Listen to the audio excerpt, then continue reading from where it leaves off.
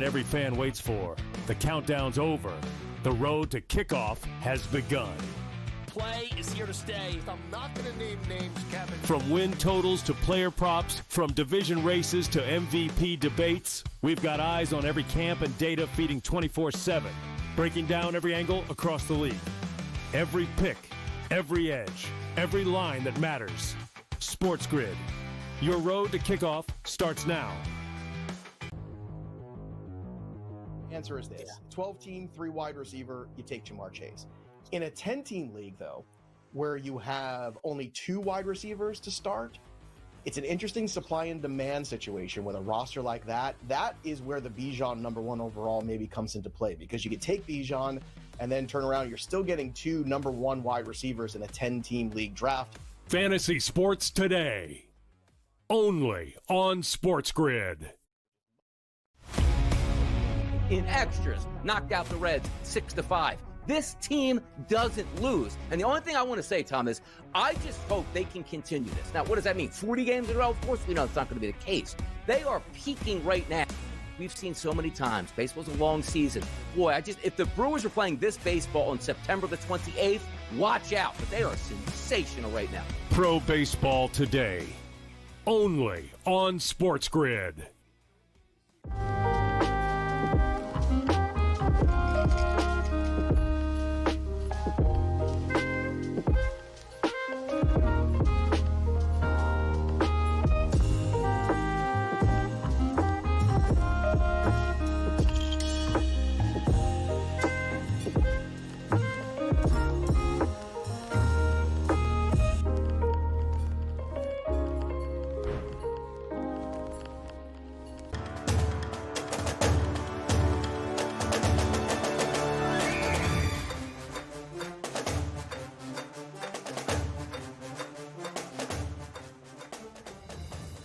Welcome into the SportsGrid Network. It's time for the action. And when I mean by action, it's college football. It's week 0, and away we go. I'm your host, Donnie Rightside, along with our favorite analyst, Joe Lisi. And we are going to take you on a 2-hour mission every single week when we line things up, Joe. I'm excited for this. Are you ready? Too. Yeah, this is it. This is the revamped college football today, SportsGrid's college football today. We have Farmageddon on the horizon in Dublin, Iowa State, Kansas State. Iowa State's won 4 of the last 5 meetings, Donnie, by an average margin of victory of 18.2 points per game. Won last year, 29-21.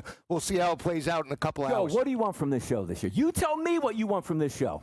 Laughs, bets, props, and just covering everything from college football to get you prepped and ready for kickoff. I love this because what's going to happen over the next 2 hours, and again, each and every Saturday right through to the college championship game, we're here and designed to give you the biggest players, the biggest bets, and the biggest moments all in real time. And I think that's what the people will like, Joe. So if you like Heisman Trophy talk, you come to the right place. You want the biggest games broken down on TV, you've come to the right place, Joe. This is it. This is a perfect example in terms of what we have in Dublin, Iowa State and Kansas State. This matchup will really dictate Big 12 conference odds. We have games a little bit later today. Stanford, Hawaii. We see Kansas taking on Fresno State. Those games matter, especially as it relates to win totals. So, again, this is the calm before the storm. We kick it off on Labor Day weekend next week, week number 1, with an extravaganza at top 25 games. Yeah, so we're going to set the table again. That's the key word today, setting the table for the season right here, what you can expect from the SportsGrid Network and our College Football Today show. So it's going to be myself. It's going to be Joe Lisi, but also understand this.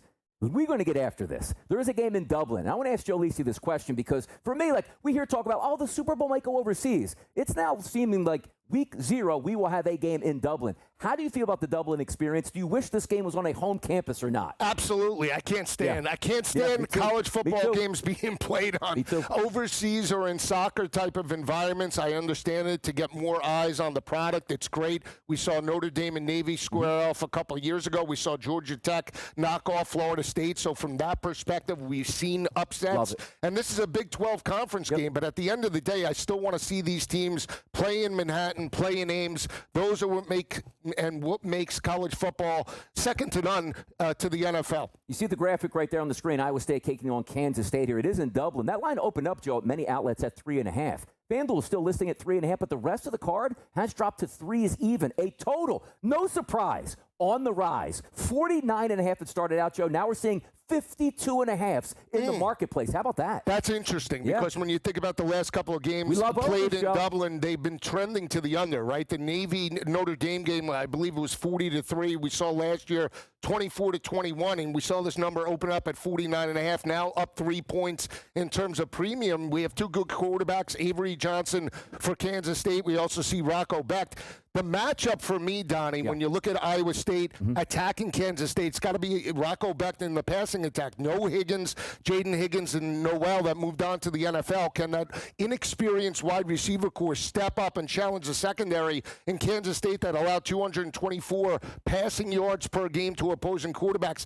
For the flip side with Kansas State, we think Avery Johnson through the air, but it's on the ground potentially where he can really expose this defense. Iowa State was one of the worst rushing defenses in all of college football last year, giving up 188 rushing yards per game. They do get Dylan Edwards, the transfer coming in from Colorado. That could be the matchup for an offense in Kansas State that averaged well over 200 rushing yards per game. Can they run on that front seven today? Let's take a look also and get a little bit more in-depth on both of these teams. And it's always easy, Joe, to start with the quarterback position. So if we look at Rocco Becht on one side, 25 touchdowns, 9 interceptions last year, 3,500 yards passing. And then you take a look at the other side. It's Avery Johnson. This guy can hit you, Joe, with the dual threat. Love the fact 25 touchdowns, 10 interceptions last year, but 600-plus yards on the ground and 7 touchdowns listed. So you have that dual threat versus that true pocket quarterback. In your opinion, first game of the season, you go overseas, would you rather have the guy that delivers from the pocket or the multidimensional player in college? I would want the offense that throws the football, and that's why I still lean to Rocco Becht in Iowa State. I mentioned I believe even without the experienced wide receivers, Rocco Becht is a little bit better in terms of a pocket passer. He can attack that secondary.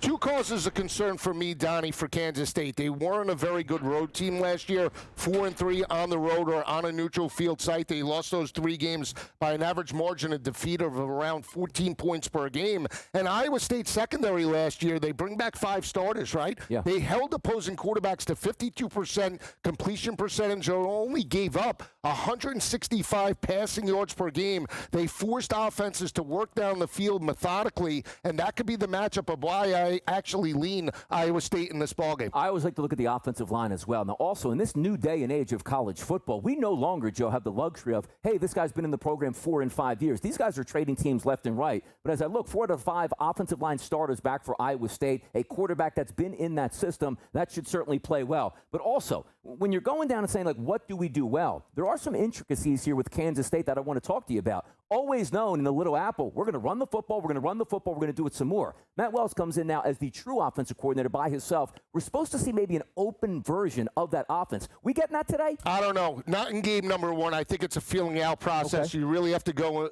what you feel is the strength heading into this matchup. If this was an out-of-conference game, I would say, most likely we'll open it up and we'll see.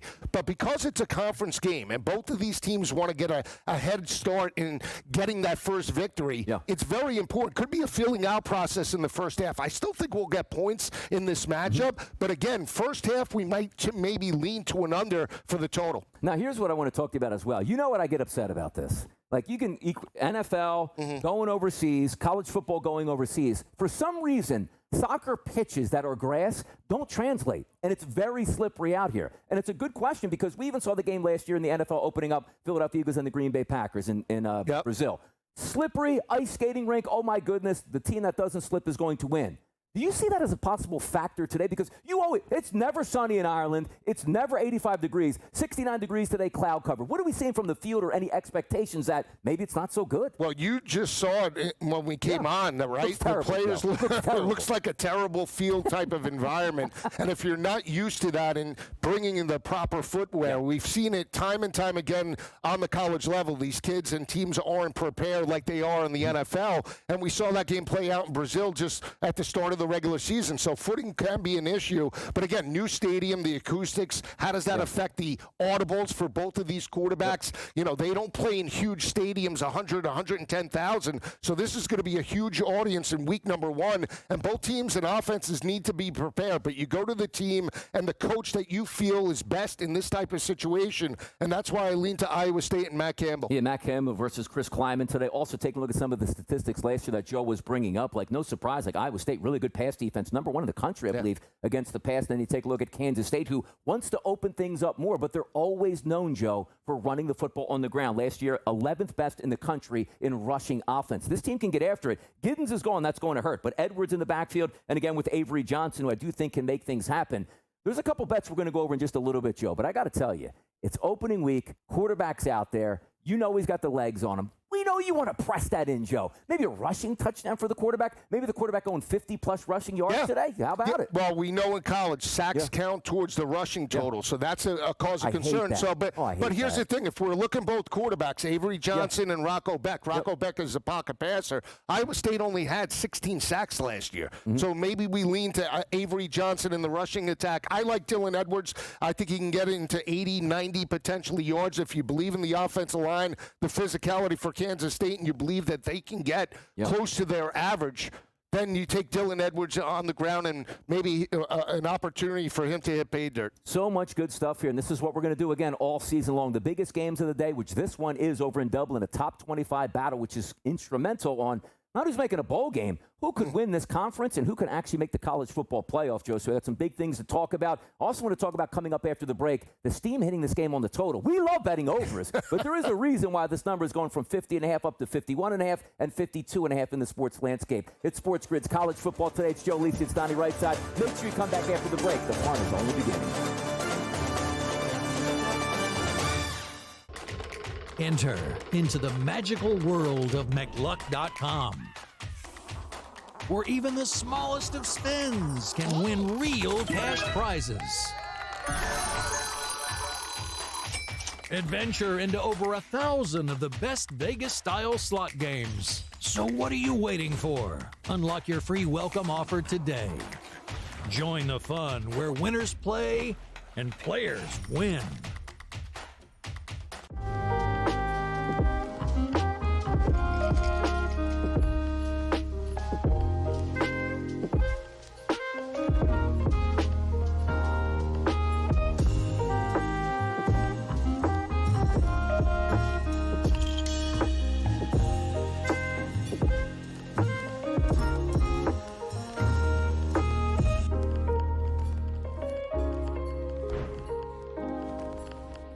We're going to go through every single thing, and I've got a great team behind me that's going to help me get the job done. I want this to be the place that people come to. There is going to be an energy to game time decisions that you will feel night in and night out. We are going to hit every single one of those markets that you need to know about. We will have everything at our disposal, and we will use that to our advantage. There is not going to be a better place, I promise you, than Game Time Decisions. I'm Kevin Walsh. Tune in to Game Time Decisions weekdays on SportsGrid. This is the moment every fan waits for. The countdown's over. The road to kickoff has begun. Play is here to stay. I'm not going to name names, Kevin. From win totals to player props, from division races to MVP debates, we've got eyes on every camp and data feeding 24/7, breaking down every angle across the league. Every pick, every edge, every line that matters. SportsGrid. Your road to kickoff starts now.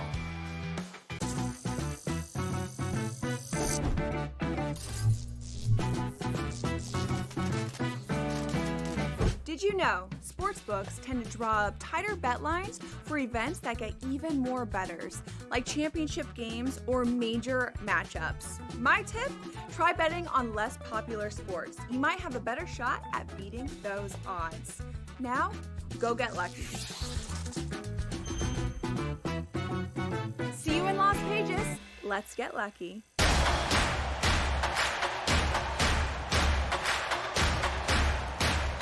Right back at it here. SportsGrid College Football today. Donnie Wright's out along with Joe Lisi, only getting started on the season. It's week 0, Joe. We're not even in week 1 yet. I can't wait. Time. This 12 o'clock game really kicks it off. And again, we have that game in Hawaii at 7:30.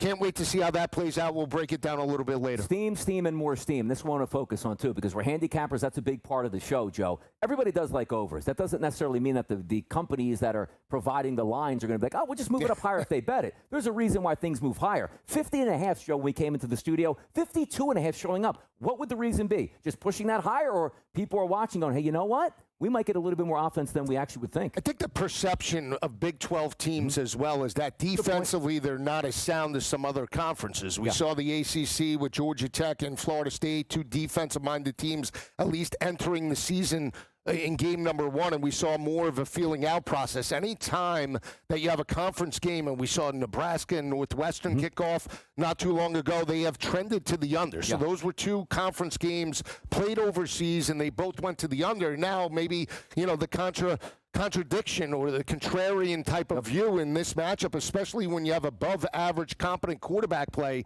with 2 experienced quarterbacks in Avery Johnson and Rocco Becht, even without the wide receivers of Higgins and Noel coming back. The perception is we should get chunk plays, especially in the passing attack. It will be maybe a feeling out in the first quarter, but again, I think that's why we're seeing some movement from 49.5 now to 52.5, which is a little shocking, to be honest with you. How about, Joe? 3s to 3.5s are what we're seeing right now in the marketplace as the side itself. Do we think that's because it's just easy to say, right? It's going to close at 3. What's the prevailing number? Because FanDuel does have 3.5. Everybody else sitting at 3. I think it does get down to 3 at game time. I do. I think so as well. I believe Iowa State's a public play today, even though I lean to that side. You've heard a lot of people come out and knowing what Matt Campbell and Iowa State did last year in the regular season, making it to a Big 12 championship game. They lose to Arizona State, but they knock off Cam Ward and Miami in that 1-point victory in the bowl game. That perception, I think, carries through, especially when you get a team overseas, both a feeling out process. You won't, and a lot of bettors are just inclined to take those points in terms of game number 1. And by the way, Joe, when we take a look at this game, too, where it is a big deal in the Big 12, you win this football game, you get a leg up on your competition. Yeah, absolutely. We're not expecting these teams to win the national championship, but I'm telling you right now, you lose this football game, trying to get into the national championship picture is going to be very hard. You win this football game in the top 25, now you start to propel each other. Let's take a look at the Iowa State numbers here, Joe. Win total 7.5 on the season. That's listed at a plus 110 price. If you have the Big 12 championship at a 12-1, to make the playoff, yes, is a 920 price. And the national title, as we said, I mean, come on now, 400-1. But Iowa State getting propelled if they win this game. Give me a feel for Iowa State for you on the season, Joe. I think they could be an 8-win football team. I'm not as high on them in the conference as a lot of people are. I think they could certainly be above 500, 8-4. They're going to have to obviously make up for the loss of Noel and Higgins in the passing attack. And if they lose this matchup, to your point, they're up against it. I think whoever loses this from a psychological perspective could have a lot of pressure on them. We saw Florida State lost that game in Dublin last year, and then all of a sudden they fell off the rails. So that's always a cause of concern. Again, defensively, I'm not as high on Iowa State. I want to see how this front 7 performs. I mentioned they gave up basically 5 opponents last year, over 200 yards. They broke down at the end of the regular season. That was the main reason why they lost to Arizona State. I just don't think they're up to par with some of the other teams like Baylor, like Texas Tech right now entering the season. But if they knock off Kansas State, physical team, they're going to be there. Hitting all the angles that you guys need right here on SportsGrid. This is the way we do it. We'll be here each and every Saturday. This is your morning cup of coffee. This is it, You don't baby. need caffeine. You don't need Monster. You don't need this is your meal right now. College football's here. This is it. It's here right till 12 o'clock. But also, if we're going over, like Rocco Becht, we know he's a good quarterback, right? He's been there, done that. He's played in some big games. Losing your 2 top wide receivers, Jalen Noel and Jaden Higgins. Yeah. Talk to me about that, because they got a UFC transfer in here, which is Xavier Townsend, who's looking to step up and be that guy. But, boy, wasn't it nice, Joe, whatever you did on offense last year, those guys were wide open, and it's not there now. Well, that quarterback to wide receiver relationship, when you have the timing down with your receivers and you know when to break and you know when your quarterback's under pressure and you could break off a route, that is huge as it relates to the passing attack. So, again, Rocco Becht now. Chase Solel comes over as well. He's a transfer from, I believe, Colorado and ECU. Keep an eye out for him. But you mentioned Xavier Henderson.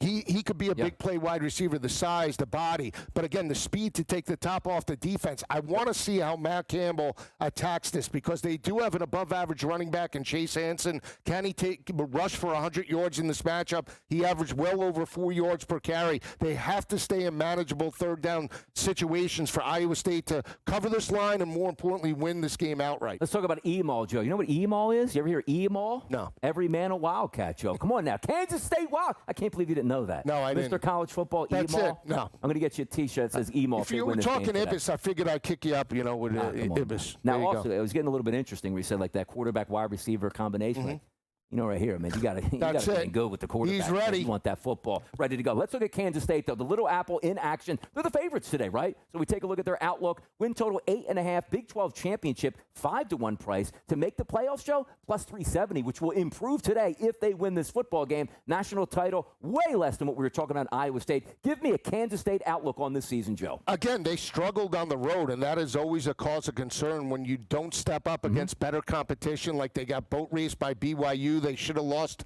to Tulane last year. They could have had 4 road losses on the road or on a neutral field.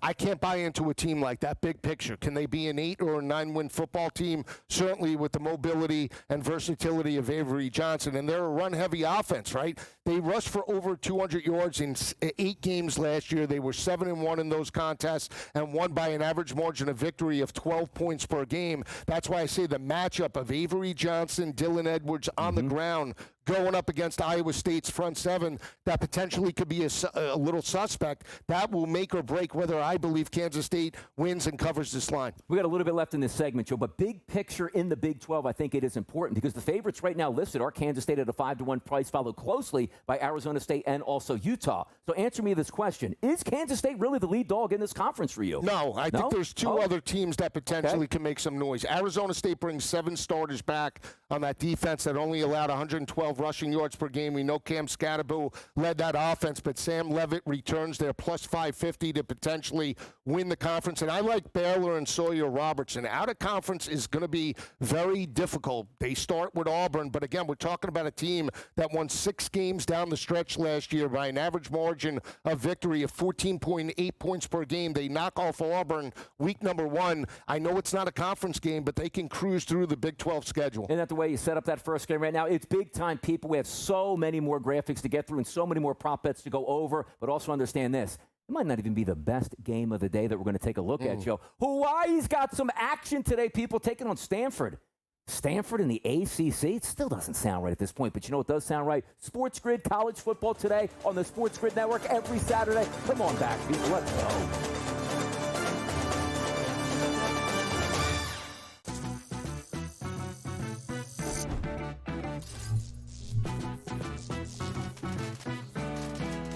Playing online blackjack and want to try upping your odds? Well, here's a tip.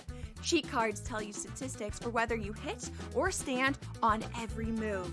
If you're into stats, this could be your ticket to winning. And it is totally legal. Now, go get lucky. See you in Las Vegas. Let's get lucky. The Giants are probably going to open up 1-5 on the season. So then you start to say the fans are getting angry. They just want to see Dart. The ownership's like, hey, you know what? Maybe we make the right move with Russ here. But then you have self-preservation mode with the general manager and the head coach where it almost seems like it's inevitable. Midway through the season, it's going to have to be Jackson Dart. Otherwise, what are we doing, Giants? The Early Line, only on SportsGrid. It should be illegal for Scottie Scheffler to play on the PGA Tour. This guy can't be stopped. Another victory at the BMW Championship. He has a chip on the 17th, which will go down in the history books. 82 feet, landed 60 feet short, and then rolled the rest of the way. Super exciting win again for Scheffler, who is not only the best golfer in the world, he's becoming one of the best golfers of all time. Newswire, only on SportsGrid. It doesn't matter that they're early in the game, late in the game, they're trailing, they're leading. It doesn't matter, garbage time. CeeDee Lamb is the guy, and we saw that even after Dak got hurt last year and Cooper Rush was under center. Targets were going to CeeDee Lamb. And when you can get 9, 10, 12, 15 targets on a game-by-game basis, he's going to rack up fantasy points every single week. frankly, he underperformed last year. Game time decisions. Only on SportsGrid.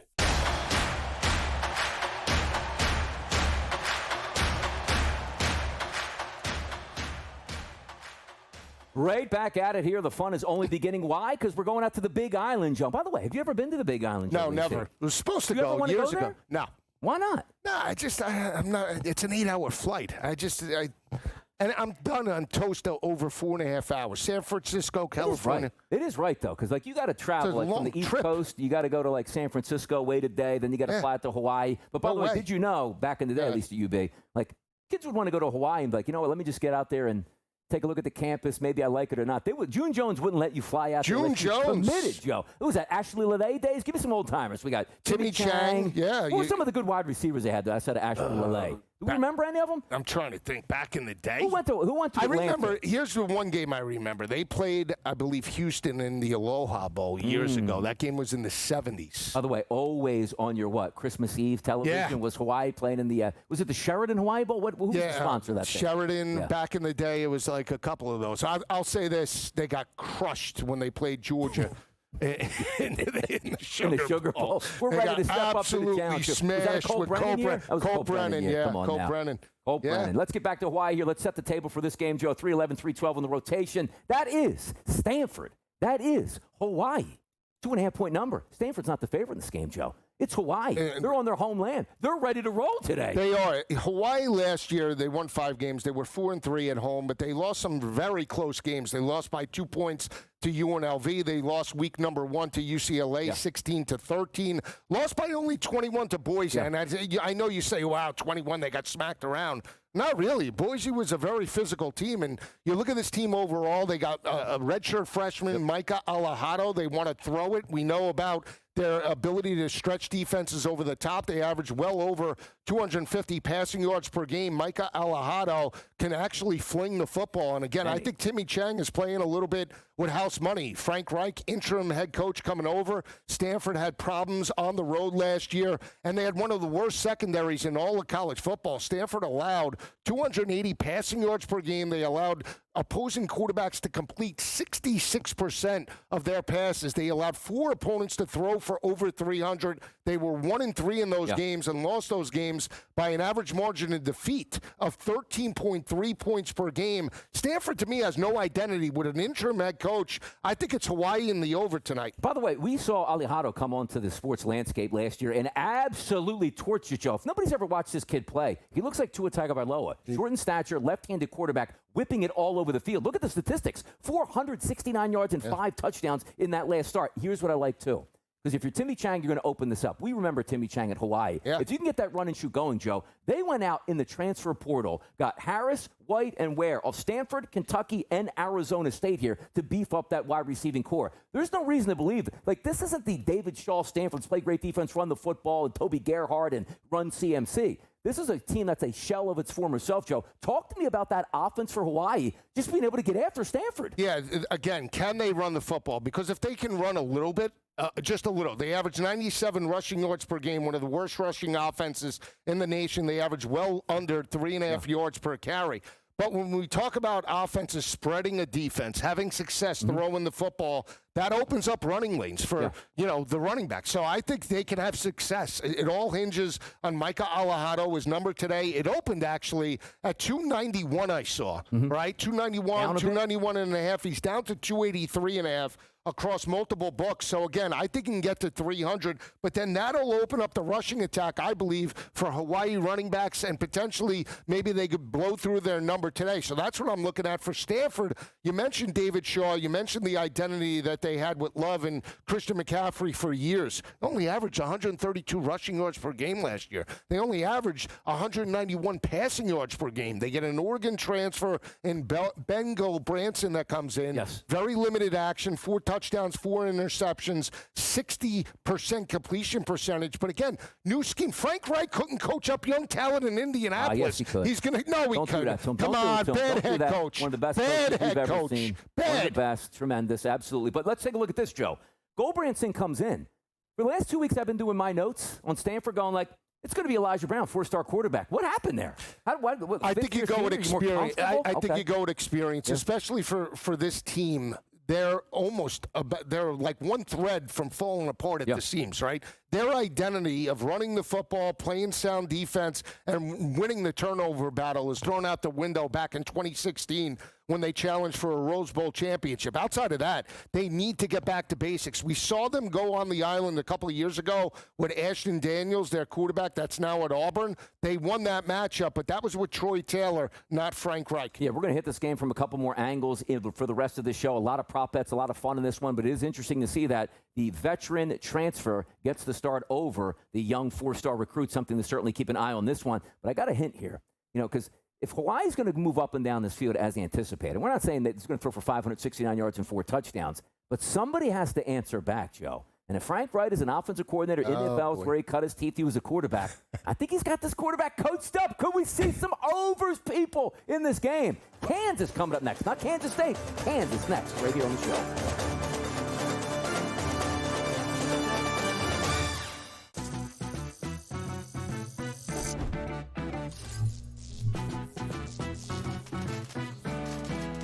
Playing online blackjack and want to try upping your odds? Well, here's a tip. Cheat cards tell you statistics for whether you hit or stand on every move. If you're into stats, this could be your ticket to winning. And it is totally legal. Now, go get lucky. See you in Las Vegas. Let's get lucky. The Giants are probably going to open up 1-5 on the season. So then you start to say the fans are getting angry. They just want to see Dart. The ownership's like, hey, you know what? Maybe we'd make the right move with Russ here. But then you have self-preservation mode with the general manager and the head coach where it almost seems like it's inevitable. Midway through the season, it's going to have to be Jackson Dart. Otherwise, what are we doing, Giants? The Early Line, only on SportsGrid. It should be illegal for Scotty Scheffler to play on the PGA Tour. This guy can't be stopped. Another victory at the BMW Championship. He has a chip on the 17th, which will go down in the history books. 82 feet, landed 60 feet short, and then rolled the rest of the way. Super exciting win again for Scheffler, who is not only the best golfer in the world, he's becoming one of the best golfers of all time. Newswire, only on SportsGrid. It doesn't matter that they're early in the game, late in the game, they're trailing, they're leading. It doesn't matter garbage time. CeeDee Lamb is the guy. And we saw that even after Dak got hurt last year and Cooper Rush was under center. Targets were going to CeeDee Lamb. And when you can get 9, 10, 12, 15 targets on a game-by-game basis, he's going to rack up fantasy points every single week. Frankly, he underperformed last year. Game time decisions, only on SportsGrid.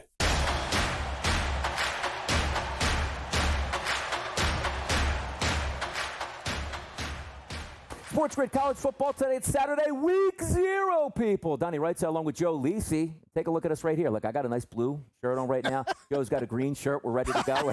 We're having some fun at this point right now.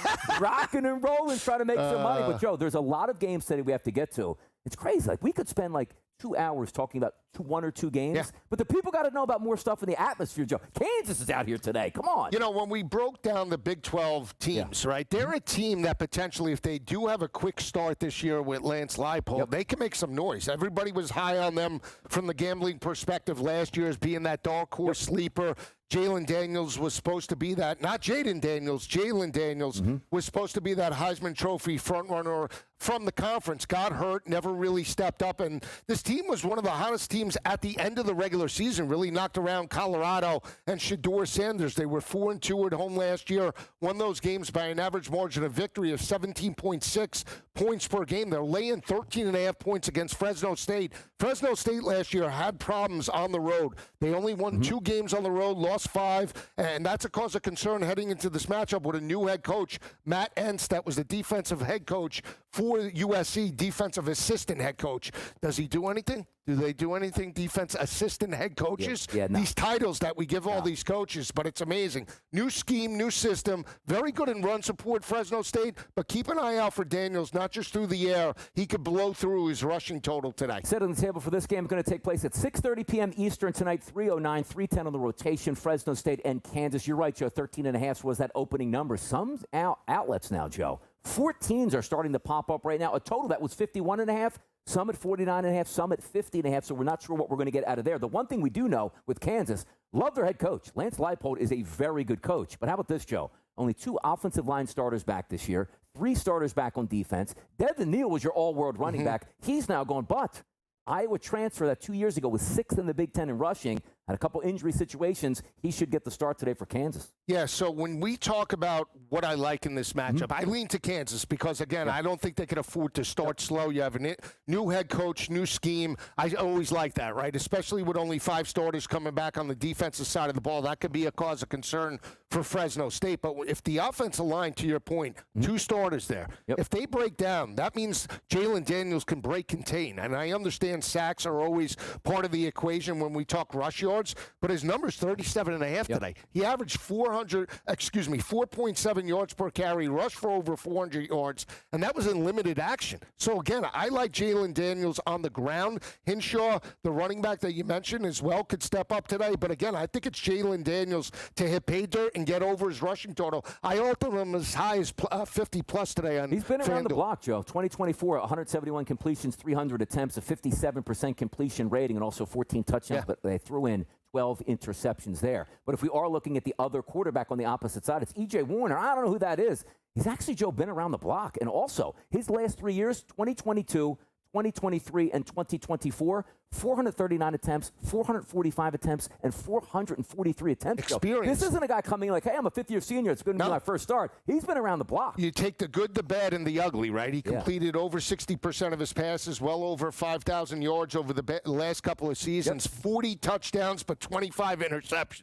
So that's pick six, Cuddy or a pick six, baby. So there you go. Yeah. So, right, you know, he could score points. He could also give it away, and that's when you look at. So I lean to, obviously, Kansas in this matchup, but maybe we get the over here with the quarterback in the new scheme. We get the touchdowns from Jalen Daniels. We get the interceptions from E.J. Warner, and then we're off to the races for potentially over the 50 and a hook. You know when a new coach comes to town, like he's trying to shake things up. Like we saw Dion, obviously, with Colorado. Hey, I'm bringing my luggage with me. Like, if you're not good enough, you're going to leave. I don't really know if you're on that level at Fresno State, but understand this. 1 offensive lineman back, only 3 starters on D. So the transfer portal was hit hard. We don't really know what to expect from Fresno, but it is nice to have a quarterback that has slung it around. Whether you have a lot of talent or not, he's going to throw it.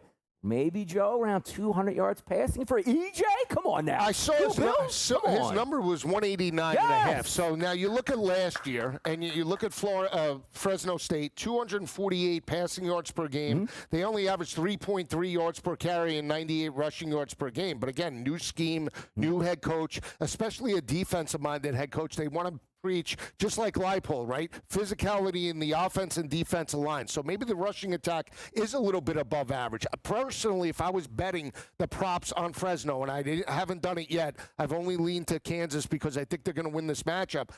He might be able to get to 200 yards, but I would be more inclined to bank on Fresno's rushing attack today, Donnie, than I would to E.J. Warner. We're about an hour and a half away from kickoff time over there in Dublin. We're certainly going to double back on that game much more here, but there is some interesting stuff around the topics that we like to talk about. We just talked about E.J. Warner. Not really on people's radar today, but one of a few games that's selected that we want to talk about. But quarterbacks changing on a year-to-year basis, even more in the transfer portal. It's been happening here. Let's take a look at some of the big names that were named. QB1. We'll start with C.J. Carr for the Notre Dame Fighting Irish. Joe, what do you think? I think C.J. Carr could have a huge game against Miami, and I know we're going to break down that game a little bit later and obviously in depth next week, but C.J. Carr could have put up huge numbers, and I say that because you have a veteran running back in Jeremiah Love that rushed for over 1,100 yards, and again, he could be a quarterback that could stretch defenses over the top. I think, again, he's just got to play in the system. Is he an an upgrade from where Riley Leonard and that offense was from a passing perspective, even with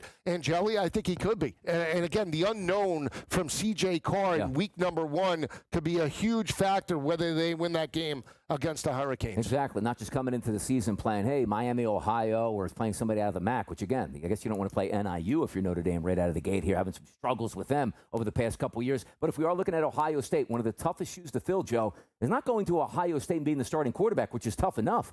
How about going to Ohio State and saying, okay, Julian saying you're the starting quarterback. Oh, yeah, by the way, we won a national championship. Good luck out there, kid. Yeah, you're talking about saying taking over for Will Howard. And Will Howard, forget the regular season. In the college football playoff, he averaged 289 passing yards per game. He threw for 8 touchdowns, 2 interceptions en route to the national championship. You have the best player on the field potentially in Jeremiah Smith. You lose both of your running backs. What does this offense look like with Sayin at the helm? Could he light it up for this team to be a potentially 10 or an 11-win football team? It's possible, but again, expecting him to duplicate what Howard did last year with that veteran talent, I just don't see it right now. You know what's so tough about that, too? Because, again, next week when we start to talk about the biggest games of the year, they're coming up. But to have 2 quarterbacks unproven in that big of a game to start the season is going to be so much fun to watch. And no Chip Kelly. No Chip Kelly, right? So how much success do you give Will Howard to the rushing attack with Chip Kelly, and now knowing that he's gone? That's going to put a lot of pressure on Sayin going toe-to-toe with Arch. I thought BYU had their quarterback set for this year. Not the case. Kid transfers out, goes to Tulane, and now, Joe, we find ourselves with Bear Bachmeier. Is Hank around? Yeah. Like, is this the mini-leagues? What are we doing here? I know. It's almost like the Colquitts in Tennessee, right? So he's going to wear number 47. He's taking over. Now, wait a sec. Wait. He is. Explain yourself on this. Explain yourself on this, because was it Michigan that embarrassed college football with a kid wearing like number 88? Who was that, a quarterback from Michigan a couple years ago? Denard Robinson? No, they were doing the Heisman, our past Heismans and honoring them. Somebody in the back can find out who the quarterback was that wore a terrible number for Michigan. It was Gardner. Was it Gardner? Devin Gardner. It must have been Devin. It was after. It was after Denard Robinson. It was Devin Gardner. 47, the swag is low. He's not going to perform well, is he? Is he a punter? I don't know. We'll see. He's taking over for Jake Retzlaff that had the off-the-field issues. He was supposed to be suspended for 7 games, now transferred out. But again, expecting this team. Now, let's not forget, they were 7-0 in the regular season last year. Kalani Sitake's done a fantastic job. Win total went from 8.5 to 6.5. A lot of pressure on Bachmeier, but he is a 5-star recruit, so we'll see if he can step up. Now, do you know who's starting for Cal this year, Joe? Do you know? Come on. Donnie. Look, I don't know who's starting. No, get out. No, I'm not doing it. He's a 5. Yeah, I'm not saying the name. I'm not going to butcher it. I'm not. He's a 5-star athlete. JKS. There you go, JKS. He takes over for Fernando Mendoza, but that team, from an identity perspective, Jaden Ott transfers out to Oklahoma. Mendoza is now the starting quarterback at Indiana with Kirk Cignetti. He has the potential. The problem with Cal, if he overexceeds expectations, he ain't going to be there next year. I'll tell you that. No. He'll be at Oregon or another team, maybe UCLA if Nico fails. Some other quarterbacks there. Joey Aguilar at Tennessee was like, hey, what happened to Iamaliava? Iamaliava's like, give me a ton of money, and I'm going to go to another school, and I'm not going to start at my new school. I mean, my goodness, be careful what you pay for at this point right now. And then Syracuse with Steve Angeli. I believe from Notre Dame, Joe, quickly. Yeah, he stepped up and performed well against Penn State in the college football playoff. Bowden Blitz. Bowden Blitz coming up next. Coach Bowden's joining us, Joe.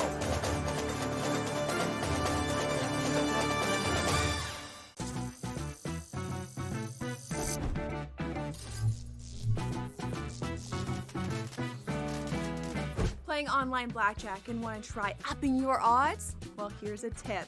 Cheat cards tell you statistics for whether you hit or stand on every move. If you're into stats, this could be your ticket to winning. And it is totally legal. Now, go get lucky. See you in Las Vegas. Let's get lucky. The Giants are probably going to open up 1-5 on the season. So then you start to say the fans are getting angry. They just want to see Dart. The ownership's like, hey, you know what? Maybe we make the right move with Russ here. But then you have self-preservation mode with the general manager and the head coach, where it almost seems like it's inevitable. Midway through the season, it's going to have to be Jackson Dart. Otherwise, what are we doing, Giants? The Early Line, only on SportsGrid. It should be illegal for Scotty Scheffler to play on the PGA Tour. This guy can't be stopped. Another victory at the BMW Championship. He has a chip on the 17th, which will go down in the history books. 82 feet, landed 60 feet short, and then rolled the rest of the way. Super exciting win again for Scheffler, who is not only the best golfer in the world, he's becoming one of the best golfers of all time. Newswire. Only on SportsGrid. It doesn't matter that they're early in the game, late in the game, they're trailing, they're leading. It doesn't matter garbage time. CeeDee Lamb is the guy. And we saw that even after Dak got hurt last year and Cooper Rush was under center. Targets were going to CeeDee Lamb. And when you can get 9, 10, 12, 15 targets on a game-by-game basis, he's going to rack up fantasy points every single week. Frankly, he underperformed last year. Game time decisions. Only on SportsGrid.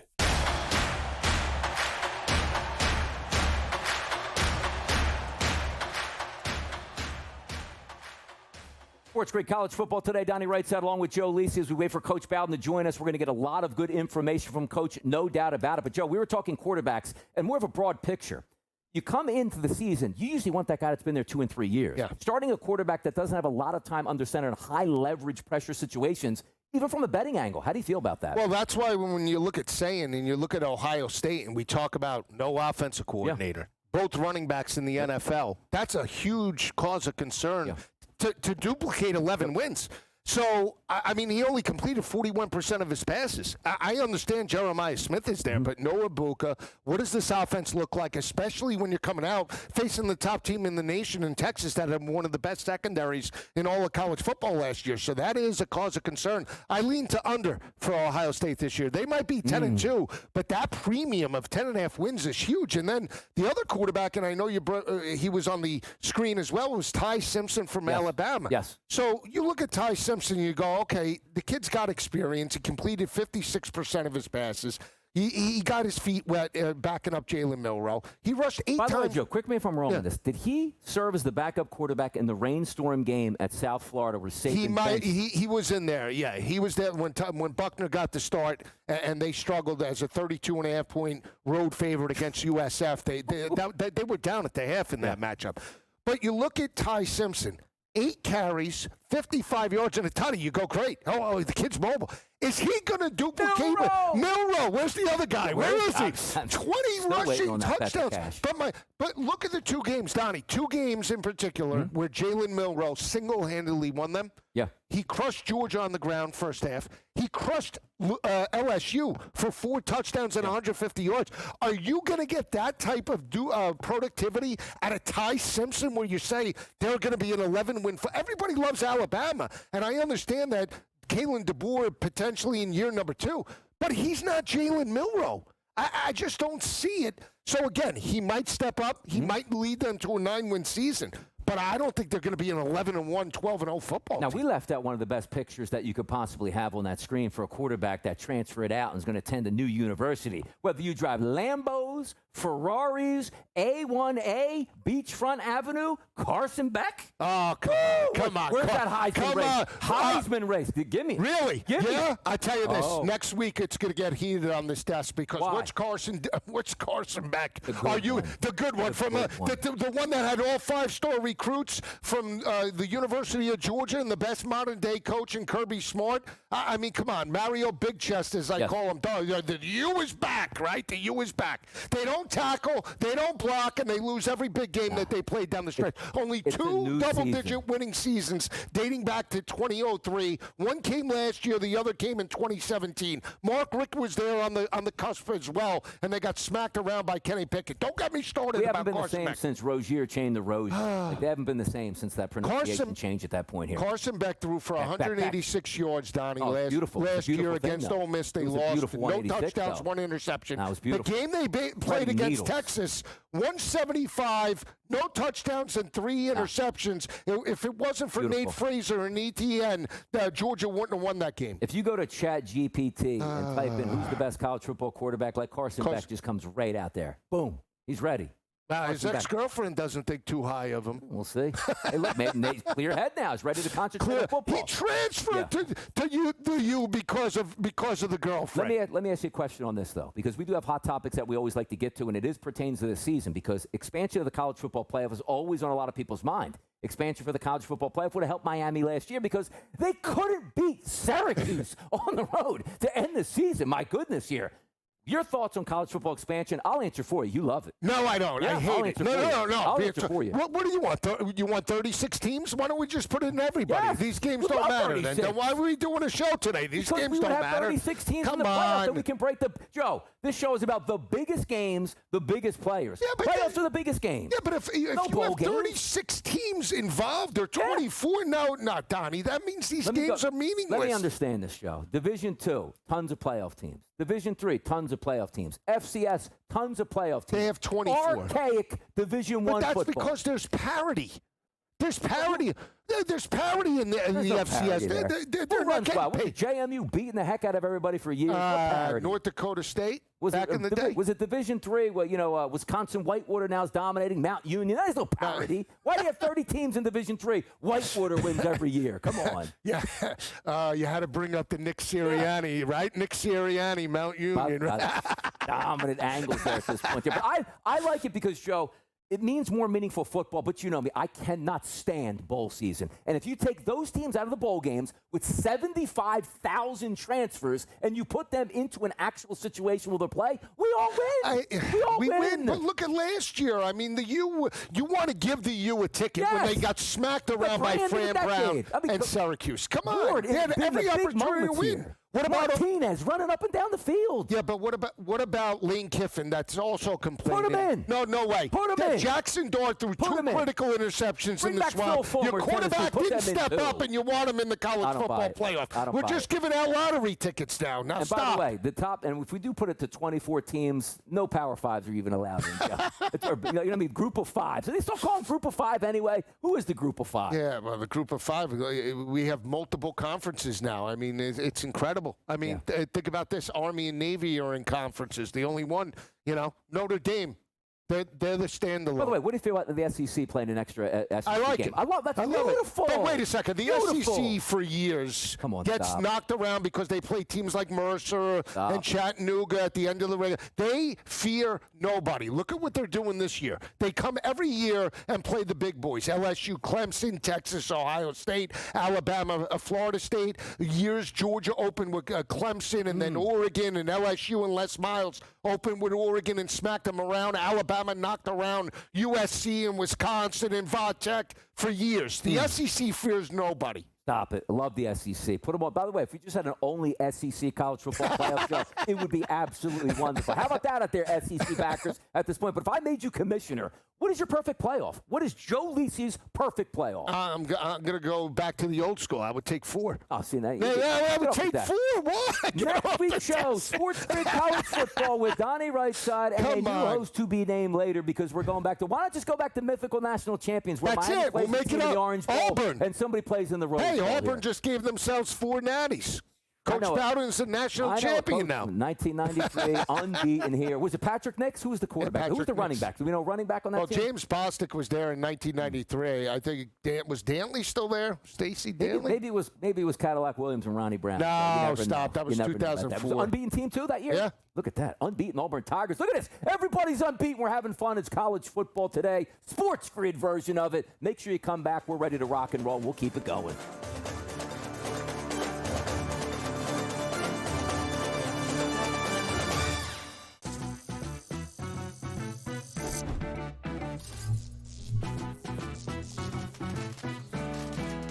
Playing online blackjack and want to try upping your odds? Well, here's a tip. Cheat cards tell you statistics for whether you hit or stand on every move. If you're into stats, this could be your ticket to winning. And it is totally legal. Now, go get lucky. See you in Las Vegas. Let's get lucky. the Giants are probably going to open up 1-5 on the season.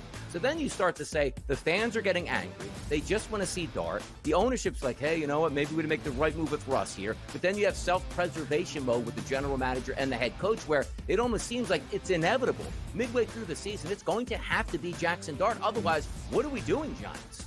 The Early Line, only on SportsGrid. It should be illegal for Scotty Scheffler to play on the PGA Tour. This guy can't be stopped. Another victory at the BMW Championship. He has a chip on the 17th, which will go down in the history books. 82 feet, landed 60 feet short, and then rolled the rest of the way. Super exciting win again for Scheffler, who is not only the best golfer in the world, he's becoming one of the best golfers of all time. Newswire, only on SportsGrid. It doesn't matter that they're early in the game, late in the game, they're trailing, they're leading. It doesn't matter garbage time. CeeDee Lamb is the guy. And we saw that even after Dak got hurt last year and Cooper Rush was under center. Targets were going to CeeDee Lamb. And when you can get 9, 10, 12, 15 targets on a game-by-game basis, he's going to rack up fantasy points every single week. Frankly, he underperformed last year. Game time decisions, only on SportsGrid.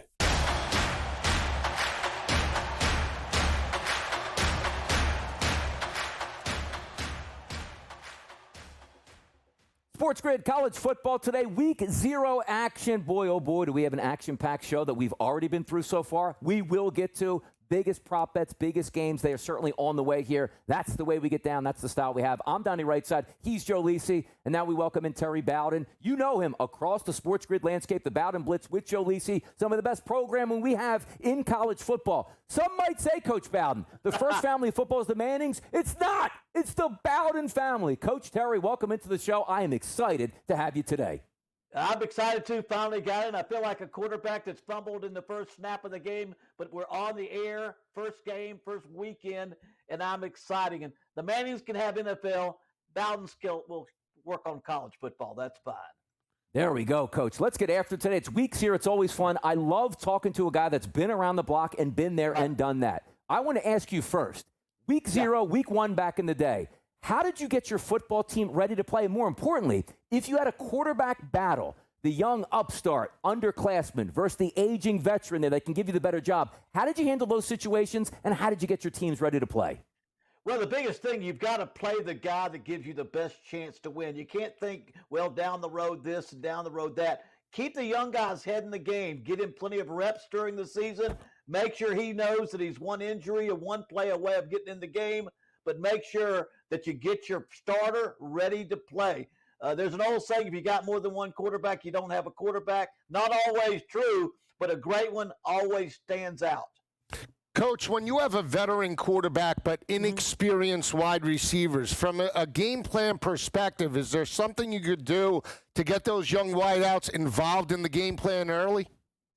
Well, I mean, you want to make sure you can run the ball enough. Just like a quarterback, you've got young receivers. Now you're talking about guys that cut their routes short. They forget their complementary routes. And so you got to make sure you run the game some and pass it, because every time you run the football, they get to get their mind off of thinking what they've got to do so much. Off their mind of, I've got to make this catch. I've got to run this adjustment to the route. So if you pass every down, you're going to get those kids backlogged and messed up. So keep it mixed up, keep good balance. It gives them and the quarterback time to relax their mind between plays.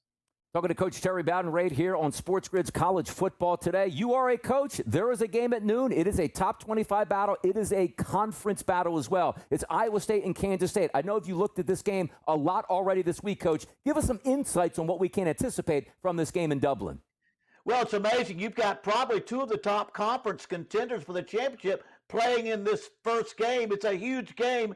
You don't have to try to motivate, because this game could put you 2 games behind one of your opponents in the conference. So it's huge. Called the Farmageddon, and it's a big one in Dublin, Ireland. You don't have to get the guys up. The question is, how well are you going to play? I think it being foreign soil, the kids are going to be a little bit uncomfortable being going to Ireland and playing over there. So you've got to probably run the ball, be a little more conservative in your style till you get a feel for it. That's why I think the under in this game is the only way to go, just the way the teams have to play. I don't think you got Iowa State lost 2 NFL wide receivers, and I coached against Todd Campbell over at Toledo. He loves the 2 wide out, 2 tight end, 3 tight end sets. I see him going to a little bit more of that just to give his wide receivers time to get adjusted. That's going to bring the score down. These are both outstanding coaches. Both of these teams are very, very good, but I think the guy that's the difference is the quarterback, Avery Jack Johnson, at Kansas State. He's the dual threat. He's got the super talent. He can make things happen. That's why I'm staying with Kansas State to win this game and cover the spread. Coach, how important is it that it's a conference game as opposed to an out-of-conference game? Does that change the approach from both of these coaching staffs, knowing that they can get a leg up to potentially win a Big 12 championship? And would you do, if you were in this spot, things a little bit differently in the offseason? Absolutely. You've used the entire offseason prepare for this first game because it's a huge game. And like I said, if you lose this one, you've lost a head-to-head battle with one of your main opponents for the conference championship. If it's a non-conference, an easy win, you might play around, run a different style, not show too much, mix in different type of players. But every play is going to count in this game, and every one is going to be important. And it's no difficulty getting your kids up for a game like this. Like I said, it's called Farmageddon. It's just in a different country. But I don't think there's anything else. You're going to have extra focus for this game because you're starting. It's almost like the Daytona 500. You're starting the season off with the most important game of the year. Absolutely. Another important game today, Stanford and Hawaii. Coach, couple seconds left in the show. I know you're excited about this one. Who do you think pulls through? Is that Stanford or Hawaii for you today? You know, both teams have had bad years. You got Stanford 3-9 4 years in a row. Hawaii hadn't done much better. When I look at it again, I say, you know what? The only change is the coaching staff at Stanford. He may pump some life into Stanford, give them something else. I'm going to go with Stanford for the upset here just because nothing else has changed on either team, and that's the only big difference. The NFL approach, I think it pumps them up, gives them a big upset. Coach Bowden coming out hot here, week 0. He's going to be with us all season long, and also catch him around the SportsGrid Network with my friend right here, Joe Lisi, on the Bowden Blitz. Fantastic stuff, Coach. Thank you for joining us today, and good luck on those games, and enjoy. We'll talk to you soon.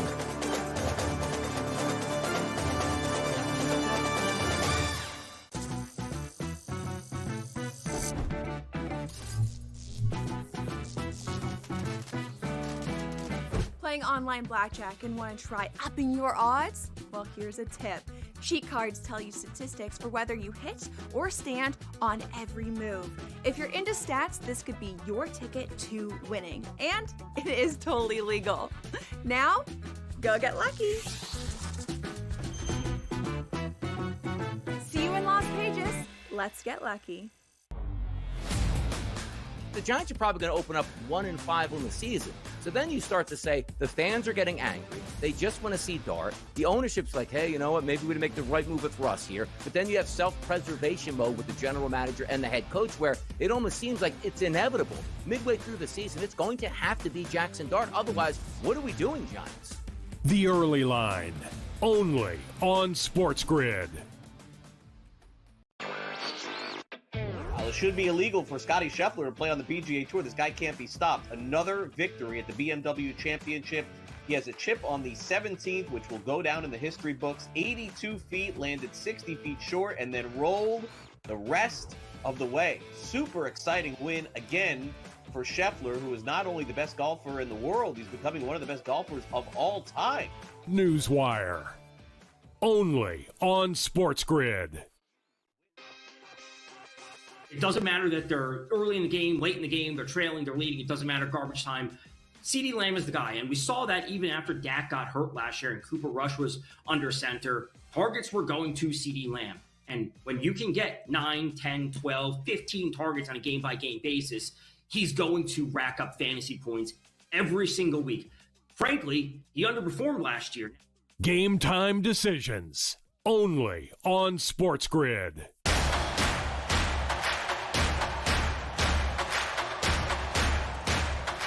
Yeah. The block is out on SportsGrid college football today. Donnie Rightside and Joe Lisi, top of the hour, the biggest games, the biggest matchup, the biggest players. You came to the right place here, Joe. And we're getting some looks here on the screen of cloudy conditions, overcast, grass field, opening day. Some crazy things can happen. But also what crazy things can happen is the total, the sides, they are going to move right up till game time, Joe. I'm looking at Iowa State and Kansas right now. Currently, 3.5s to 3s in the marketplace, but a total, you can get 52.5, you can get 51.5, you can get 49.5 at some outlets here. We're still struggling on where that's going to line up, but the one thing we're not going to struggle with is breaking down this game and getting after it again. Yeah, you look at the quarterback props in this matchup. I just took a look at Rocco Becht on FanDuel, 231.5, right? That's 24 yards less than the season average for Iowa State of 255. And again, that's part because of the inexperienced wide receivers. So we might be getting a little bit of a discount if you believe Chase Solo and those wide receivers maybe start fast. Yeah. Maybe we clip this number. I still lean, if we're talking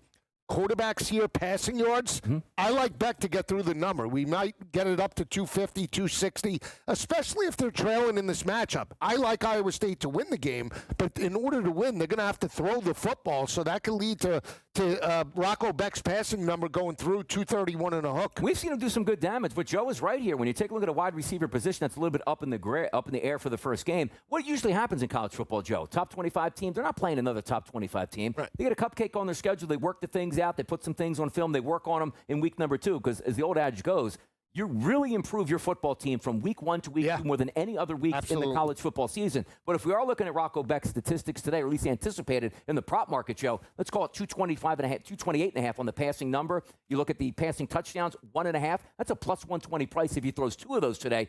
Rushing yards, 16.5, and passing and rushing yards at 249.5. Veteran quarterback there. Good defense.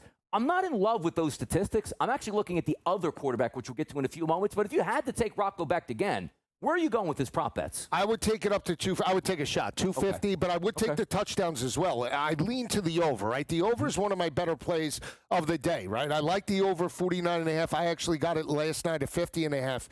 But they're going to have to throw the football. And again, even if they're trailing in this matchup, that could mean 2-minute offense. That could mean Rocco Becht and that offense putting up numbers and going for 2-point conversions, multiple touchdown passes. So, again, in order to win, he's got to get to 2 touchdown passes. They cannot rely on the rushing attack that at times has been inconsistent. Iowa State only averaged 160 rushing yards per game. Hanson's a good running back. He's not elite, though, and that offensive line does have a little bit of cause of concern with 3 starters coming back. The underdogs today, that's Iowa State. As we take a look at Kansas State side of things, and for me, Joe, if I'm saying, hey, quarterback position, I got one that I like. In college football, you give me a run-pass threat, I'm going to take that each and every time, and that's talking about here Avery Johnson. Passing yards today, 208.5 listed prop number. Passing touchdowns, 1.5, which means he has to get to 2. That's a plus money price. But the most intriguing one to me is those rushing yards at 53.5. 2 things can happen today.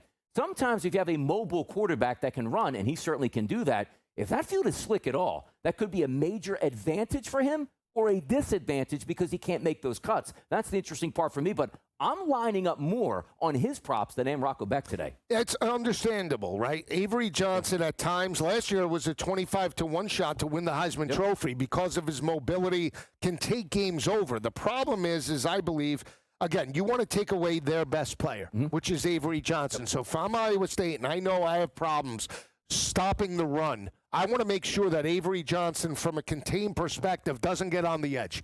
So that's why I think I wouldn't shy to Avery Johnson in this matchup. I lean to Dylan Edwards because, again, I think the physicality, if it is, and we won't know, we believe that it's going to be a wet track, but we won't know until that first quarter plays out, right? So if you're Chris Kleiman and you're Kansas State, your mentality's got to be, you know what, let's try and run it right down their throat because they gave up 188 rushing yards per game. Arizona State took it over on the ground with Cam Scatterbo. That's why I lean to Dylan Edwards in the rushing attack. I did alt Dylan Edwards to 80-plus with plus money, and he might be able to hit pay dirt a couple of times. What do you think, though, with the whole Matt Wells situation when he's not going to be the true play caller? Maybe they do open it up on offense. Does that give you more of a pathway to say, I'm going to take Avery Johnson more? Or is it like, you know what, Joe?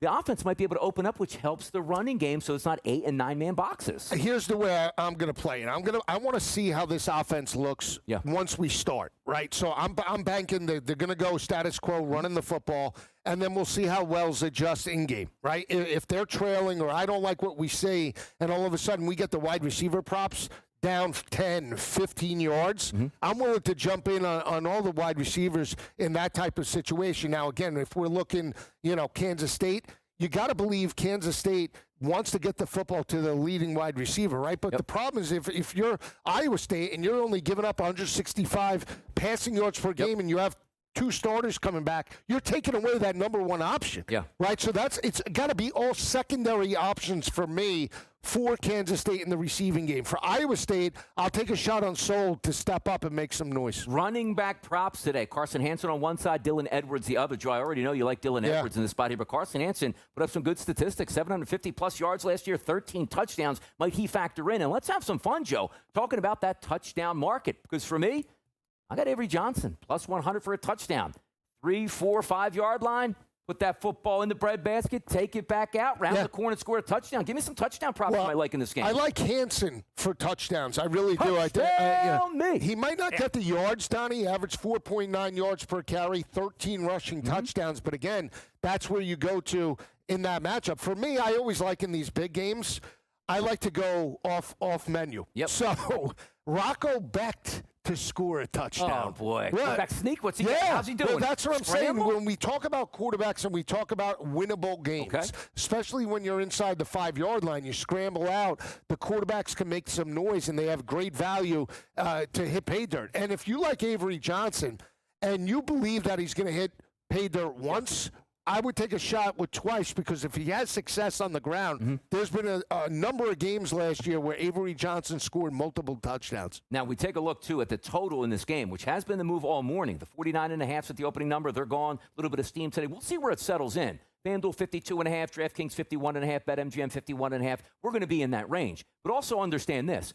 Looking at this game overall, Joe, like we just had Coach Bowden on, he actually likes the under in this game. He likes the under because, hey, you know what? Maybe the field conditions, it's a conference game, breaking in some new starters at the skill positions. I understand that. But, Joe, your theory for why you like the total on the over, what is it? I just think when you have veteran quarterbacks and you have teams that, have to win, they have to win. You can't be conservative in terms of this matchup, right? And, again, I know Higgins and Noel are not there. But, again, Kansas State doesn't know what they really have in Sol and all the other wide receivers. There's not film to really break it down. We know from a game plan perspective, but we always talk about new talent. The coach has to understand how that talent responds in game situations, and I think Matt Campbell and this team are more aggressive because I do believe Rocco Becht is more of a polished passer than Avery Johnson. Again, Avery Johnson struggles when you keep him in the pocket, again, and they have a veteran secondary in Iowa State. He reminds you a little Castellanos there. Don't start with Castellanos. He's so crazy.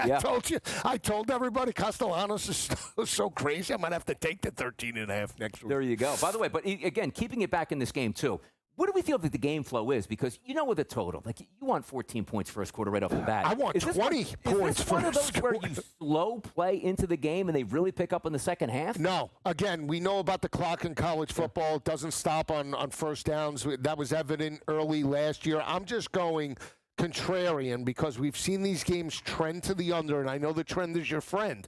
But this is possibly the best quarterback matchup that we've seen in this game to start a year, and that's why I think we get points. Plus, it's a Big 12 game, and those have a tendency at times to go off the rails. I just love things, Joe, when you take a look at week 1 in college football. Like, if things aren't going your way, it's so nice, Joe, to have a quarterback that can use his legs, and Johnson can do that. But Beck's been around the block as well. You're getting treated where the good part about handicapping this type of situation, Joe, we don't have the intrigue at quarterback. Hey, never see the kid play before. We know how they play. Both of these kids, 25 touchdown passes last year. Johnson a little bit better on the ground. We'll see how that turns out. But this is how we get down with the Rat Pack coming up next. Find out what that segment is, people. You're not going to want to miss out.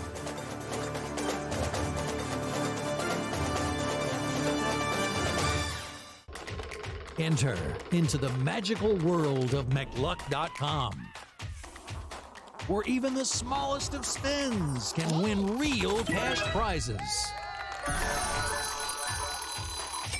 Adventure into over 1,000 of the best Vegas-style slot games. So what are you waiting for? Unlock your free welcome offer today. Join the fun where winners play and players win.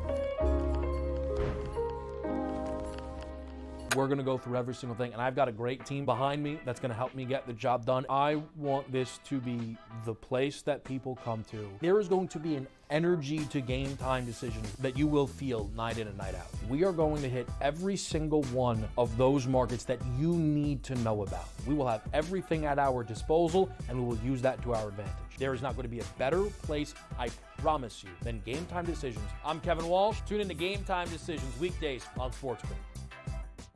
This is the moment every fan waits for. The countdown's over. The road to kickoff has begun. Play is here to stay. I'm not going to name names, Kevin. From win totals to player props, from division races to MVP debates, we've got eyes on every camp and data feeding 24/7, breaking down every angle across the league. Every pick, every edge, every line that matters. SportsGrid. Your road to kickoff starts now.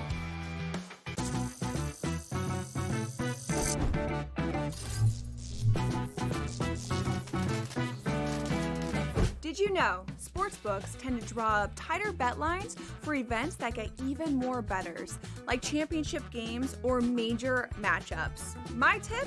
Try betting on less popular sports. You might have a better shot at beating those odds. Now, go get lucky.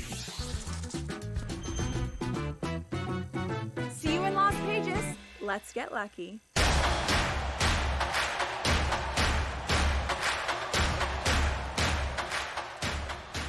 SportsGrid College Football today rolls on. Donnie Wrightside along with Joe Lisi here. This is your place to be every single week here in college football. Look, we're twins up on the screen right now. Now, is that Chat GPT, DRS right there on the screen behind me? You Look got at the that. money. Look at it. It's gorgeous. I love this. Chips at this point here, Joe. That's it. Now, we want to provide the people like the Rat Pack. What's that even doing? What do you even mean by that? Understand this. We told you, Joe, right?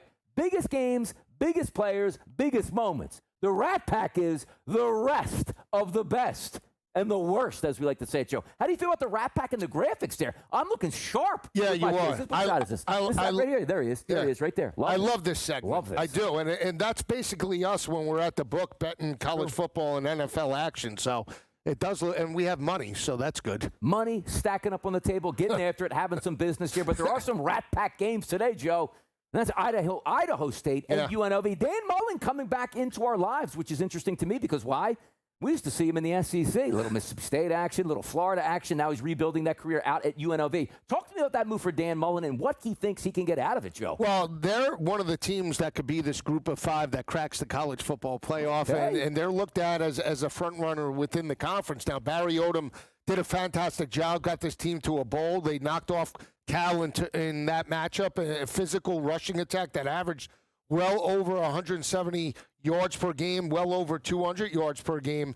And we know Dan Mullen's an offensive coach. What do you get from the defensive side of the ball with Dan Mullen is going to be whether or not they're that contender. They only allowed 115 rushing yards per game, right? We know Dan Mullen was in broadcasting, coached up Dak Prescott. I get that. But this line of movement went from 26.5 to 30.5. We're looking at the rat behind me. The rat behind Joe Leeson. By the way, how many times do we see like Alabama roll up as a 30-point favorite on a team they should pound, but the total will be like, Joe, 41.5, 38.5? This is a 30.5-point spread for UNLV, but a 65.5 game total. We're expecting points in this game. Like Idaho State, the mighty Bengals, Joe. I'll say this.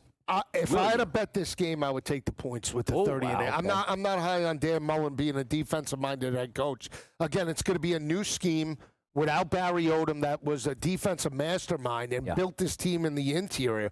No doubt that this game could blow through the total, 65.5. But I would take a shot with Jordan Cook and Idaho State with the points. Now, are we going back to Sam Boyd Stadium for this one, or are we going to Allegiant for this? I think it's Allegiant. Is it? Do they even play Sam Boyd anymore? No, they're done. That was the Las Vegas Bowl. Last game there was like, 3 years ago? USC played? Sam Boyd. By the way, let me ask you this question, too. Idaho State is the Bengals. Idaho is the Vandals.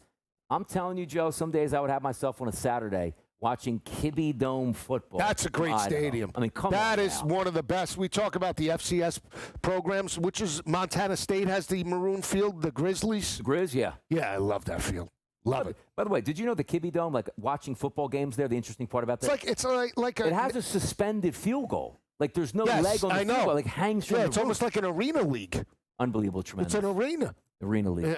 That's it. Bring back arena. I always wondered too, in the arena league, why we can't get why can't we get 1,000-yard rusher? I mean, come on. What, the Philadelphia Soul? What was that team?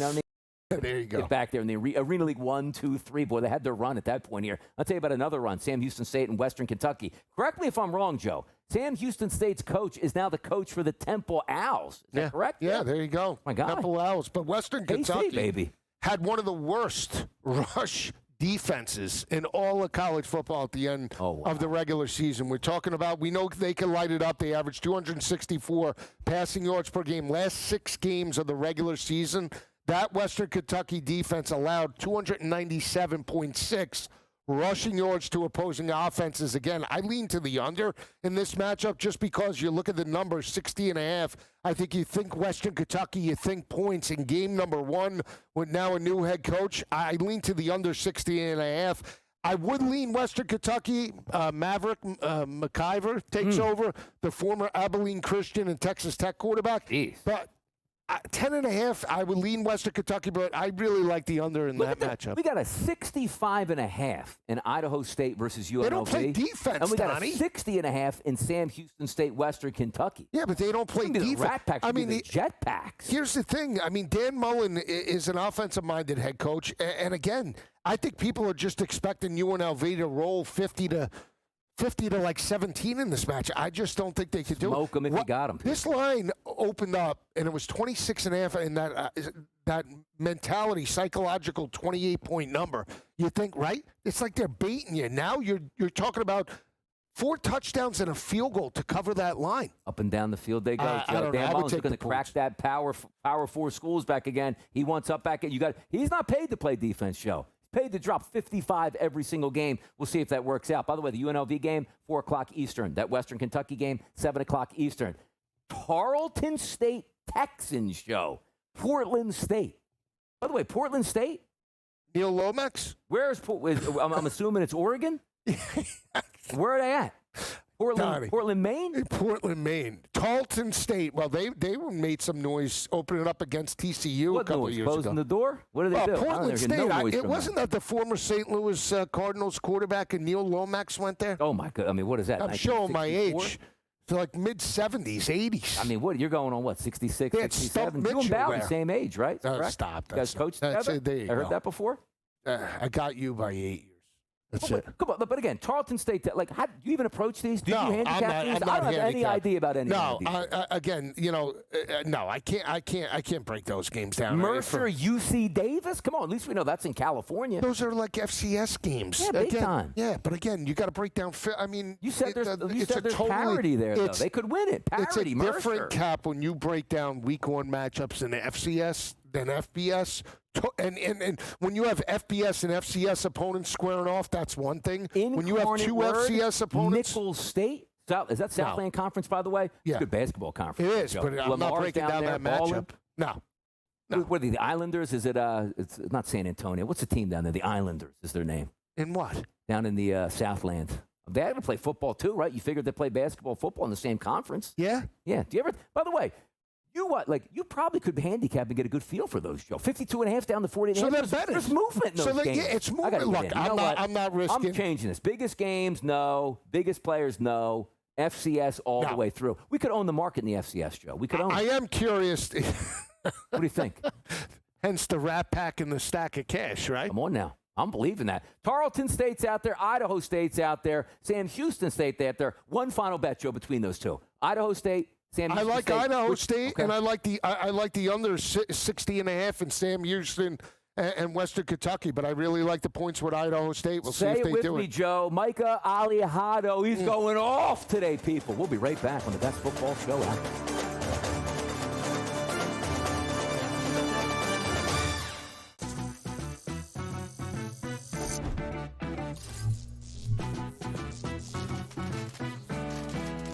Playing online blackjack and want to try upping your odds? Well, here's a tip. Cheat cards tell you statistics for whether you hit or stand on every move. If you're into stats, this could be your ticket to winning. And it is totally legal. Now, go get lucky.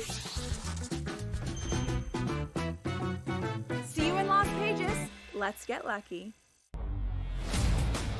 The Giants are probably going to open up 1-5 on the season. So then you start to say the fans are getting angry. They just want to see Dart. The ownership's like, hey, you know what? Maybe we can make the right move with Russ here. But then you have self-preservation mode with the general manager and the head coach, where it almost seems like it's inevitable. Midway through the season, it's going to have to be Jackson Dart. Otherwise, what are we doing, Giants? The Early Line, only on SportsGrid. It should be illegal for Scottie Scheffler to play on the PGA Tour. This guy can't be stopped. Another victory at the BMW Championship. He has a chip on the 17th, which will go down in the history books. 82 feet, landed 60 feet short, and then rolled the rest of the way. Super exciting win again for Scheffler, who is not only the best golfer in the world, he's becoming one of the best golfers of all time. Newswire, only on SportsGrid. It doesn't matter that they're early in the game, late in the game, they're trailing, they're leading. It doesn't matter garbage time. CeeDee Lamb is the guy. And we saw that even after Dak got hurt last year and Cooper Rush was under center. Targets were going to CeeDee Lamb. And when you can get 9, 10, 12, 15 targets on a game-by-game basis, he's going to rack up fantasy points every single week. Frankly, he underperformed last year. Game time decisions, only on SportsGrid.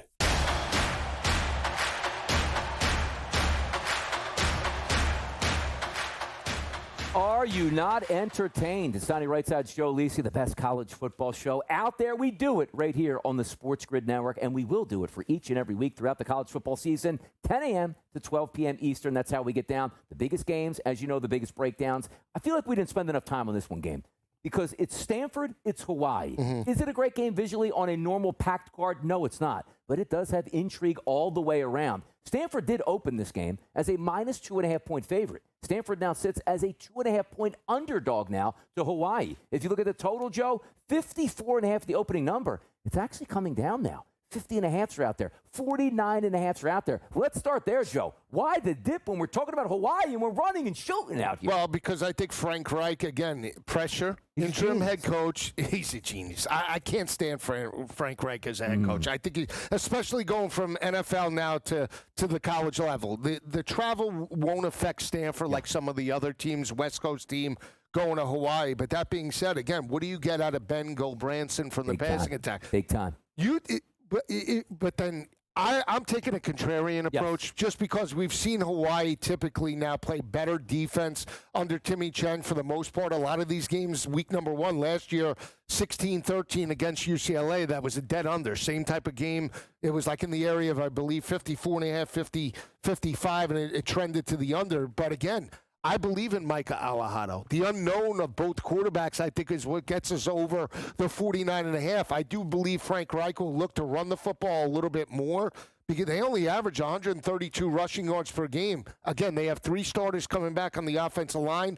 They weren't a very good road team last year. So, again, when you're on the road, you want to run the football effectively, and I think that's why we're seeing 53.5s down to 49.5. But, again, I think Hawaii could really dictate the tempo when they're playing, again, I believe with house money, 2.5-point favorite. I think they dominate this game. I like Gulbranson today, and not because I like him as a quarterback. Like, he's been there 5 years in college football, hasn't had his chance to start. But here's why I like him, Joe. It's not necessarily because I think he's the best quarterback in the game. He's not. There's a kid that's electric across the yard there in Hawaii. But I just look and say, somebody's going to have to catch up to Hawaii. I don't think Hawaii is getting shut down today. I do think Hawaii probably wins this football game. But also understand this, 210 yards isn't a lot in an NFL landscape. It is a decent amount in college football in some of these games. This is a kid that's not used to throwing a lot. But you say, okay, well, it's 10.5. Why would it be that high at this point? I think they can score on Hawaii, Joe. I think they can chase down Hawaii. And if they are losing by 14 points, what I would love in the fourth quarter, that's extra here. Most people looking rightfully so at Alihado. I'm going to play contrarian and go with the other guy's quarterback numbers, and I'll take the over 210 on Big Ben. No, it's a good look. And, again, we talk about how bad Stanford's defense was last year. Like I said, they gave up 280 passing yards per game, 66% completion percentage. Well, you look at Hawaii, they allowed opposing quarterbacks to complete 65%. They gave up 18 passing touchdowns, only 4-6 interceptions, and they allowed around 230 passing yards to opposing offenses. Again, so if we believe Hawaii is going to dictate the tempo of this game, then you'll get Gulbranson to follow suit because even if they're trailing, that'll get over the. But I like the over. I think we blow through this 49.5. I actually altered it as high as 56.5, right under that key number of Joe, 57. if we have a quarterback like Alejandro that can really sling the football, and we have transfer wideouts from big time schools here. Stanford, we know, is not the Shaw defenses of the past. Even if we have a day where 40 pass attempts are being thrown by the Hawaii quarterback, the time is going to stop. Like, points should happen in this game, and I'm hoping that Hawaii does get out to a lead because when I look at Goldbranson, I don't care about the touchdown passes, Joe. I just want him throwing more in the fourth quarter than not. He's going to have a chance to do that. So I take the over 210.5, and I think that makes some sense. Now, Joe, you have a couple plays that you really like as some prop bets in this game. Explain to the people what those prop bets are and why you like them. Yeah, so plus 250 Sam Roush, the tight end from Stanford. But what does Frank Reich like to do? Utilize the tight end. You have a veteran quarterback, red zone opportunities, play action. I think the tight end could be open in this matchup. He's plus 250. Last night when I took it, he was in the area of 280. So again, I think that the tight end will be a key factor whether Goldbranson gets through your number today. So I'm on Micah Alejandro, though. I did alter him. He's plus one. I told you, down from 291.5 down to 283 and a hook. I altered him for 300 plus at plus 118 to the over. I might jump in on the multiple touchdowns as well, and I am in on multiple running backs for Hawaii because I think everybody's looking to Micah Ford and Stanford. I like Landon Sims, 29.5 rushing attack. We talk about how bad Hawaii was, only averaging 3.3 yards per carry and 97 rushing yards per game. But if Alejandro has success, that's one or two runs. One or two runs for these guys. I mean, Micah Alejandro's numbers 25.5.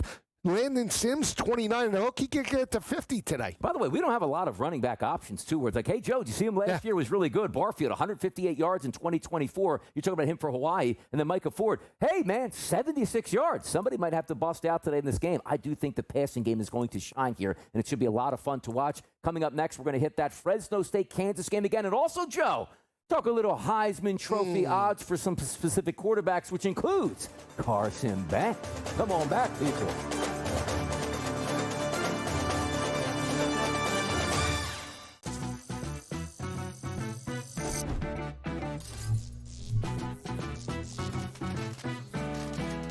Playing online blackjack and want to try upping your odds? Well, here's a tip.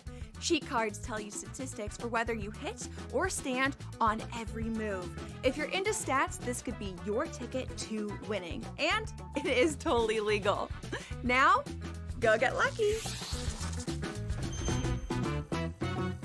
See you in Las Vegas. Let's get lucky. The Giants are probably going to open up 1-5 on the season. So then you start to say the fans are getting angry. They just want to see Dart. The ownership's like, hey, you know what? Maybe we make the right move with Russ here. But then you have self-preservation mode with the general manager and the head coach where it almost seems like it's inevitable. Midway through the season, it's going to have to be Jackson Dart. Otherwise, what are we doing, Giants? The Early Line, only on SportsGrid. It should be illegal for Scotty Scheffler to play on the PGA Tour. This guy can't be stopped. Another victory at the BMW Championship. He has a chip on the 17th, which will go down in the history books. 82 feet, landed 60 feet short, and then rolled the rest of the way. Super exciting win again for Scheffler, who is not only the best golfer in the world, he's becoming one of the best golfers of all time. Newswire, only on SportsGrid. It doesn't matter that they're early in the game, late in the game, they're trailing, they're leading. It doesn't matter garbage time. CeeDee Lamb is the guy. And we saw that even after Dak got hurt last year and Cooper Rush was under center. Targets were going to CeeDee Lamb. And when you can get 9, 10, 12, 15 targets on a game-by-game basis, he's going to rack up fantasy points every single week. Frankly, he underperformed last year. Game time decisions, only on SportsGrid.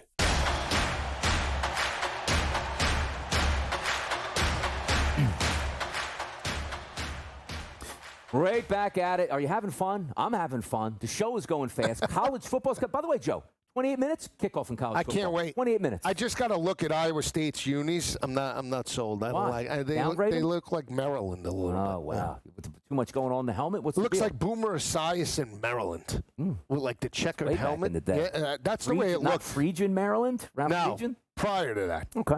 All right. I got you here. Well, let's get back to the games here, Joe. Fresno and Kansas, 13.5 point spread to 14, depending on where you're shopping at. And a total, Joe, listed at 49.5. For me in this game, I'll tell you, I'm looking at EJ. My man EJ on the opposite side, EJ Warner, transferring in a lot of experience here.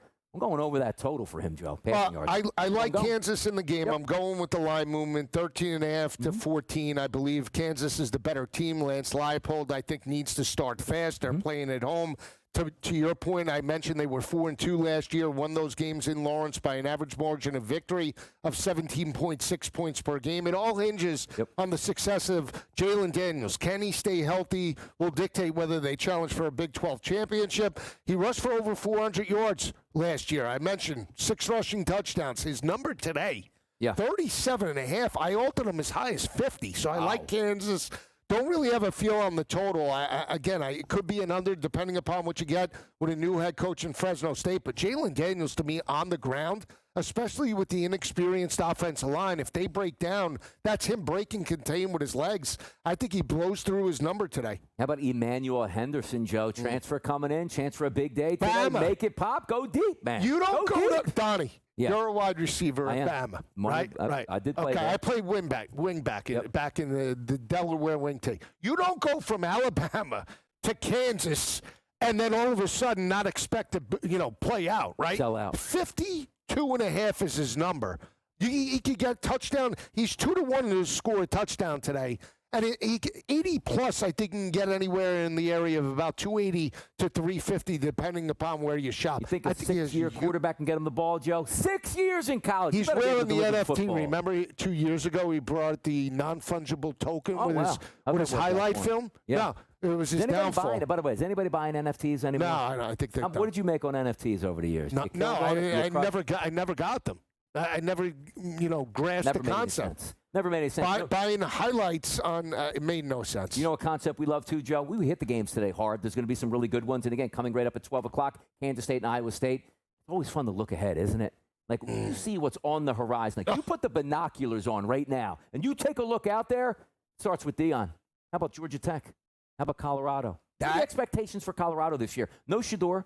No Travis Hunter, no Heisman Trophy winner. Now it's just down to the basics of football. A little bit less hype on Colorado, but will the results be there? Yeah, they get two big play quarterbacks. Julian Lewis comes in. He is a 5-star recruit, right? All the hype. And Caden Salter transfers in from Liberty's, right? He's a 3,000-yard passer, 1,000-yard rusher, had Liberty in the mix for a college football playoff appearance. This team averaged 315 passing yards per game. Here's the problem, and everybody loves Georgia Tech at 14-1 to potentially win the ACC championship. 2-6 on the road last year. That is a cause of concern. They lost those games by an average margin of defeat, 9.6 points per game. So you get a team that's it started out 4.5. We're seeing 3.5s. That game in Boulder with Deion, I'm taking the points. +9 in turnover margin. I think Colorado wins that game outright. How about a nice little crossover here? Baylor Bears. Auburn Tigers. Now, we also had an Auburn Tigers head coach on with us. We did. Just a few moments ago in Coach Bowden. How are we feeling about these big-time games opening up the season? I love it. And also understand this. You can lose these games and still rebound and still get in the playoffs. You can, but not if you're Hugh Freeze that has not lived up to expectations. Yeah. Coach Bowden knows. They knocked out. They ran him out of town in 1998, right? They ran Gene Chizik out of town after he won a national championship.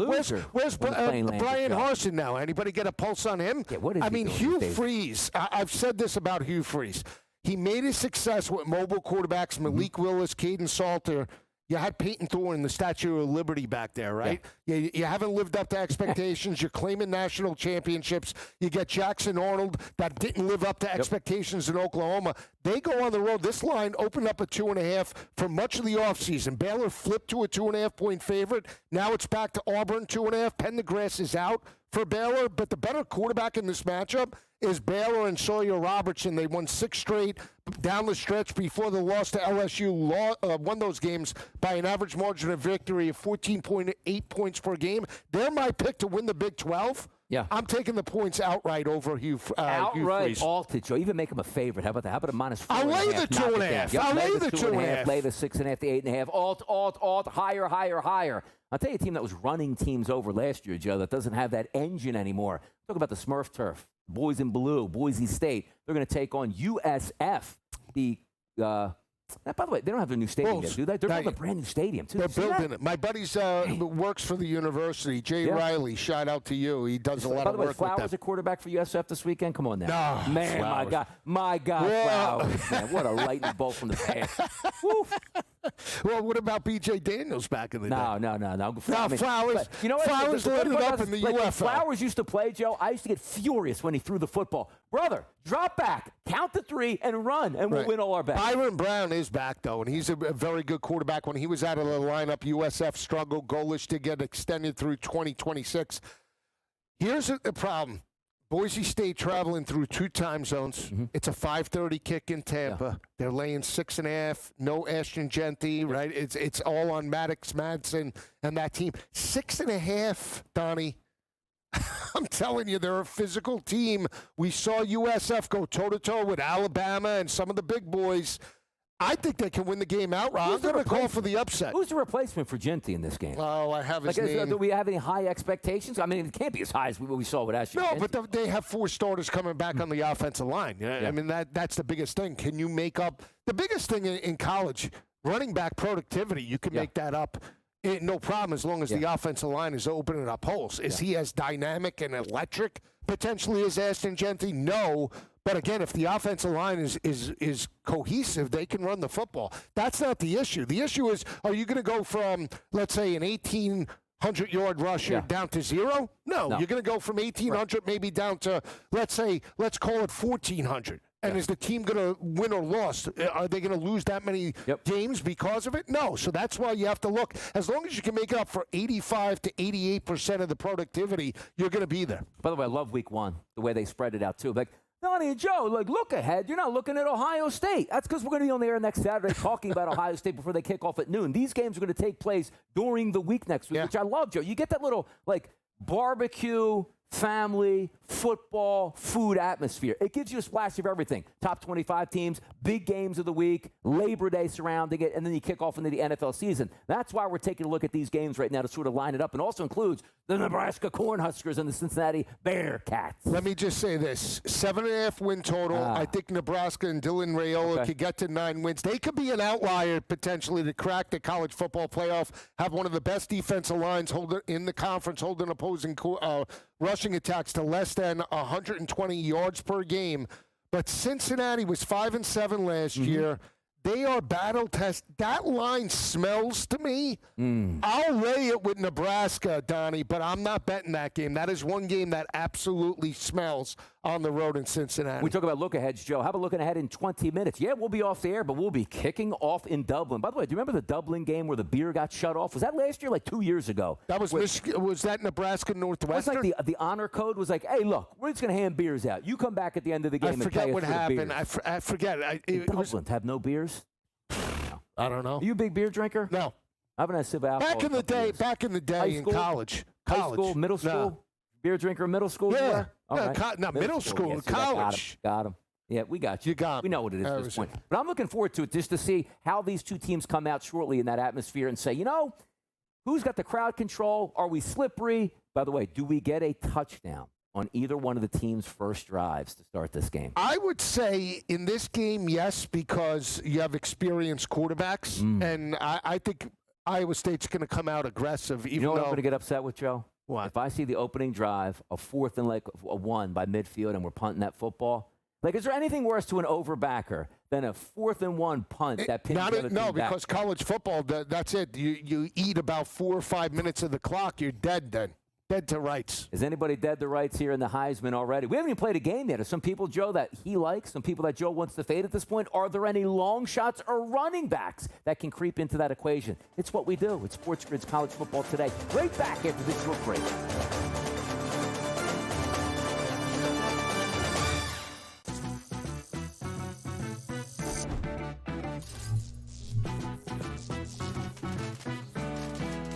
Playing online blackjack and want to try upping your odds? Well, here's a tip. Cheat cards tell you statistics for whether you hit or stand on every move. If you're into stats, this could be your ticket to winning. And it is totally legal. Now, go get lucky. See you in Las Vegas. Let's get lucky.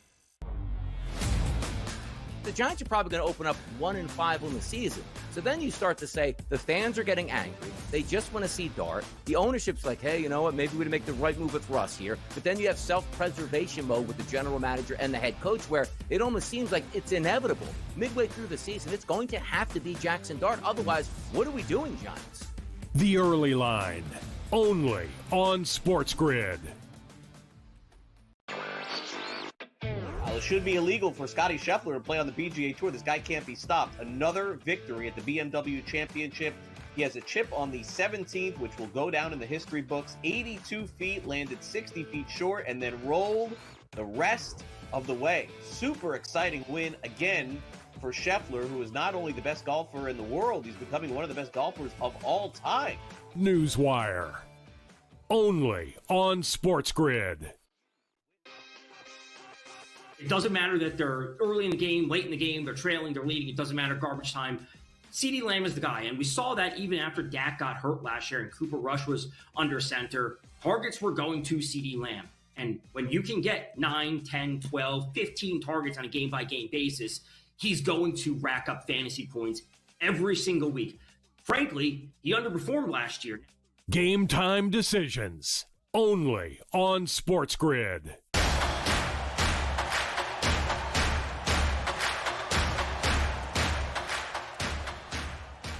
Right back in, Donnie Right Side, along with Joe Lisi. The Heisman race, I guess you could say it begins today. Are there any big Heisman names out there in the sports landscape that we're watching today? Not necessarily, but understanding this, Joe, it's usually a quarterback that wins this trophy. Trends say that. Odds say that. If you look at the leaderboards here, Arch Manning is a 7-1 price to win it. You take a look at Cade Klubnik here for Clemson. He's a 9-1 price. Nussmeier. Then we see Jeremiah Smith. He ain't a quarterback, Joe. He's a wide receiver. Love those wide receivers. Yeah, Ryan Williams is another one from Alabama. Yep. Jeremiah Smith and Ryan Williams will battle it out for best wide receiver, potentially leading their teams to a college football playoff. But, again, when we talk about the quarterbacks on that list, and you see Klubnik and you see Nussmeier battling it out next week, whoever wins that game and by how much, they're going to potentially jump Arch if Arch struggles against Ohio State, right? So if you like LSU, and we're looking at the Heisman Trophy race, better to take Nussmeier now at 9-1 prior to that game if you think they're going to light it up, right? And again, Arch can only go back. That's the problem I feel right now when you talk about Arch and you look at the road games at Ohio State. He's got to go on the road to Georgia, where they got smacked around last year. Those are difficult road matchups for him. We don't know how he's going to perform. He beat up on Miss State and UL Monroe, but we're talking about going into SEC environments without Matt Golden, without Gunnar Helm, without Isaiah Bond. And if they lose that matchup to Ohio State week 1, let's say by 10-plus points, where's he going to be in the Heisman race? Most of those times, Joe, you take a look at the Heisman, who wins it. Like, you need a really good football team that's going to be in the playoff, and you also need a really good quarterback or really good statistics. Very rarely it's like, hey, we're just going to have to fiddle this down, and somebody wins it because it was just a statistical dominant award, which typically it is, but I'm talking about the team game where so many teams make the playoff now. If I look at Arch Manning and Klubnik and Nussmeier, we're expecting good things from those teams. If we do slide it down, like Carson Beck at Miami is 18-1. Like, I'm a Miami Hurricanes fan. I don't think he's going to win the Heisman because I don't think he's going to have the statistics here. You took a look at Cam Ward. Like, he's not going to put up Cam Ward statistics in that Miami offense. I think Cam Ward was a much better quarterback. But sliding it down, like guys like DJ Lagway, so talented, Joe, playing for Florida at a 20-1 price. But do you get caught up because Florida's schedule is always tough, and can you give it to a guy that loses 5 games? You go like, hey, well, it's happened in the past. Well, he's got to do Jaden Daniels type of numbers. Like, I mean, do we think DJ Lagway is going to put up those type of numbers in the Swamp. It's possible, but I would bet against it right now. They have difficult road games as well. They have to face off against Georgia in the cocktail party. That's on a neutral field, and he stepped up, and they look good when he was there. He almost challenged and won that matchup. When he came out of that lineup, that's where Georgia was able to pull away. But when you talk about the road game to Baton Rouge, again, they knocked off LSU last year in the Swamp, but now you have to go to Death Valley. Different type of animal. So we're looking at some of these quarterbacks with 30 to 41 to 40 numbers, right? Lenore Sellers is in there.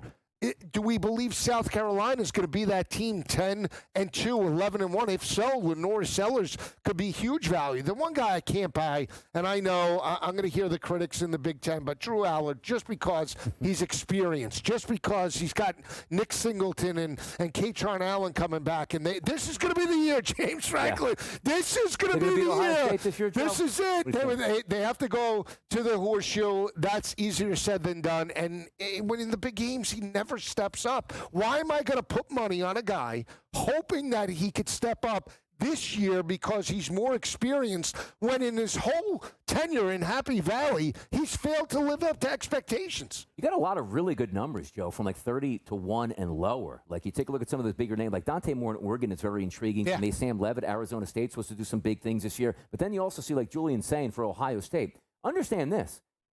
Like, I don't think we have a battle royal even in just game number one. Okay, Ohio State's quarterback going up against Texas quarterback. We know those two are going to be favorites here, and whoever wins it, that's going to get the leg up. There's a lot of college football to play because, as I say, Joe, you look at the teams in the past, 2 teams get in, 4 teams get in, that's all you get. They get the bump. But 12 teams get in. You have your team in the college football playoff. That means you're playing meaningful football and people will be tuning in. There's chances for, let's just say, a Julian Sain to lose to Texas opening day and still rebound. Yeah, or win against Texas, right? But think about this for Sain.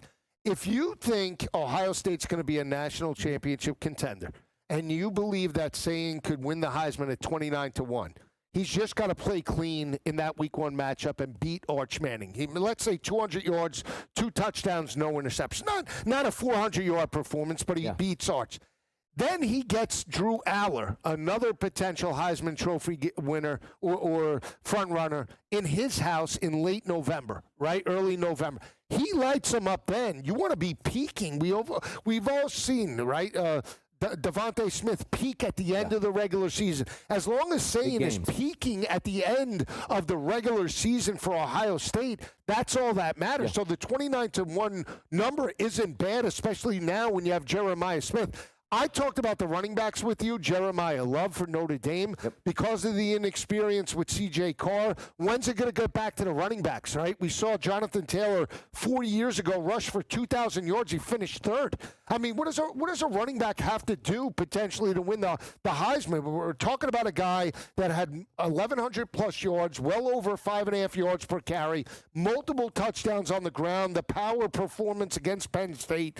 If he runs for 150 yards against, and I'm not saying he's going to, but against Miami and Carson Beck, and Notre Dame's a front runner again, he's not bad at 30-1. Like, I always like to ask you, like, who do you like in the Heisman race? Who can win it, Joe? And I'm not talking about going way far down the list. Who in that top 10 is not going to win the Heisman in Joe Lisi's mind? I think Klubnik is not going to win. But he's gotten a lot of hype, man. Is it time to deliver for that guy? Like, what are we waiting on? Here's the thing. Everybody loves Clemson week number 1, right? Brian Kelly's lost 3 straight. I mean, everybody thinks Cade Klubnik is great. I mean, he puts up numbers, but again, he's like Carson Beck. 2 years ago, he was a deer in the headlights, basically cost his team an ACC championship when he had Florida State dead to rights. Now, I know he's a year older, but again, he has just as good a shot to fall off the rails as Drew Aller and everybody else. By the way, Joe, if there was a Division III Heisman Trophy in the mid-1990s, no, I would not have been on the list. Sometimes I got to tell the truth. I wouldn't have been at that point. Who was better? You or Sean Stellato?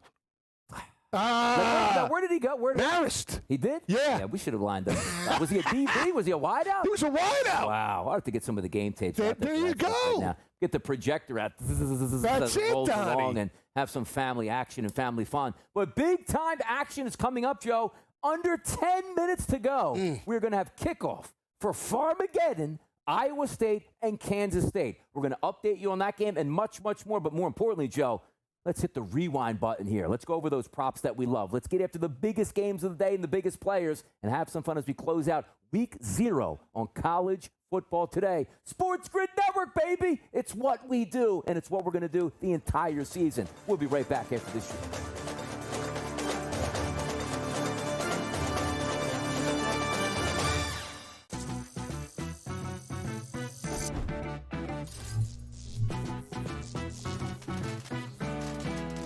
Playing online blackjack and want to try upping your odds? Well, here's a tip. Cheat cards tell you statistics for whether you hit or stand on every move. If you're into stats, this could be your ticket to winning. And it is totally legal. Now, go get lucky.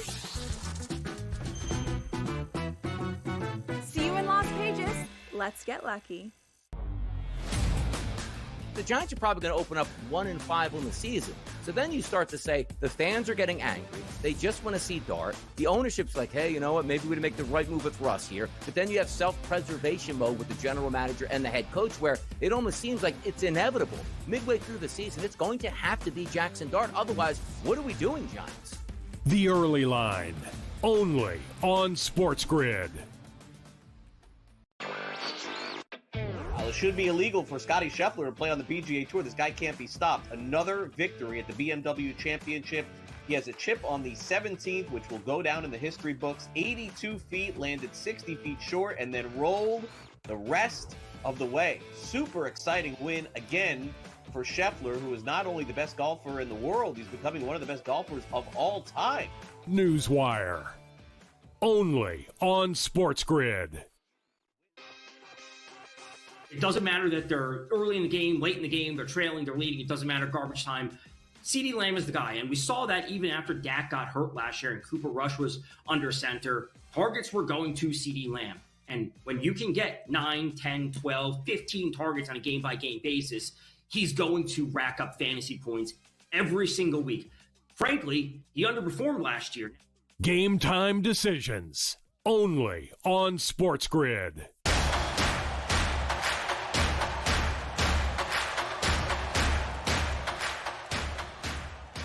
The final segment of the day right here on SportsGrid College Football Today. Because it going any smoother? Absolutely not. The fun, the energy levels are absolutely up here because we got football coming up. But, Joe, it's our job to say, before you get to the first game, let's hit that rewind button and hit the biggest games. And the biggest game of the day is coming up next in just a few moments. It is Iowa State. It's Kansas State. Current line right now, Joe. FanDuel 2.5. How about that? 2.5. We knocked it down. Whoa. I like Iowa State in the that? matchup. I would take them even with the unkey number of 3. I would take the Cyclones. They were plus 134 to win. I mentioned they won 4 of the last 5.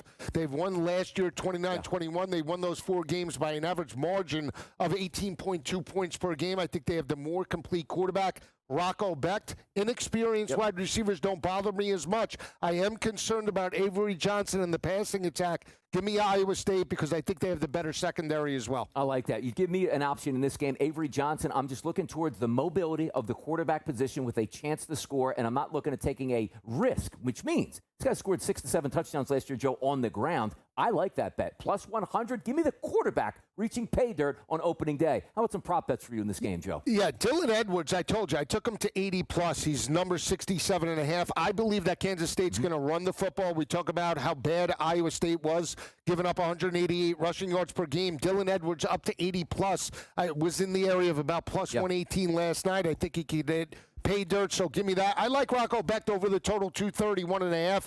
Going to put that in as this game progresses. Didn't put it in just yet, but I think he can get up to 250+, and I'm on the over. I took it at 50.5 last night. Yeah. We see 52.5. I really think that we get points aplenty. What surprises you in this game? Like, what would surprise you from this? Well, what would surprise me is like a 13-10 type of game where both offenses look inept and both quarterbacks look out of sync. I mean, even with the inexperienced wide receivers, Rocco Becht should be able to move the football. And again, if Kansas State cannot run the football, that would be a shock to me because, again, I told you, 8 times last year, rushed for over 200. They were 7-1 in those games and won by an average margin of 12 points per game. All right, let's skip down here. Stanford and Hawaii. I'm actually excited for this game, probably more than that Iowa State-Kansas State game because I think the intrigue is there. Hawaii is a favorite, Joe, minus 2.5 points. The total bouncing between 49.5 and also 50 points. Stanford and Hawaii, how do we figure this one out? I'm going with the home team in Hawaii. I think they're the better team. I like Timmy Chang. Micah Alahado, I think, could have a big day. I did alt him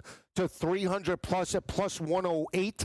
But I really love the over. The over is my best bet. I mean, when you look at 52 and 53s, and now we're down to 49.5, I don't care. I don't care if there's bad weather. I'm going with Hawaii, laying the 2.5, and I think we blow through this total. We can get into the high 50s, even the 60s in the matchup. I do worry about Stanford from a defensive perspective, giving up 280 passing yards per game. I think they could get torched by that Hawaii offense. Give me a little goal, Branson, over 210.5 passing yards. It's a risky one, too, because if this guy just beat out a 4-star and this game isn't going well, there's nothing worse than an opening day bet. Your quarterback is on the bench at the half for like 76-yard passing. That's not what we want you to have here, but I do think we get some fireworks here, and I'm excited to watch Hawaii to see how that offense operates with those new wideouts. If Hawaii smacks around Stanford, will you finally admit that Frank Reich he's up against it? Come on. If Frank Reich wins this game, he should be head coach of the Colts again, starting in week number 2 in the NFL. How about that?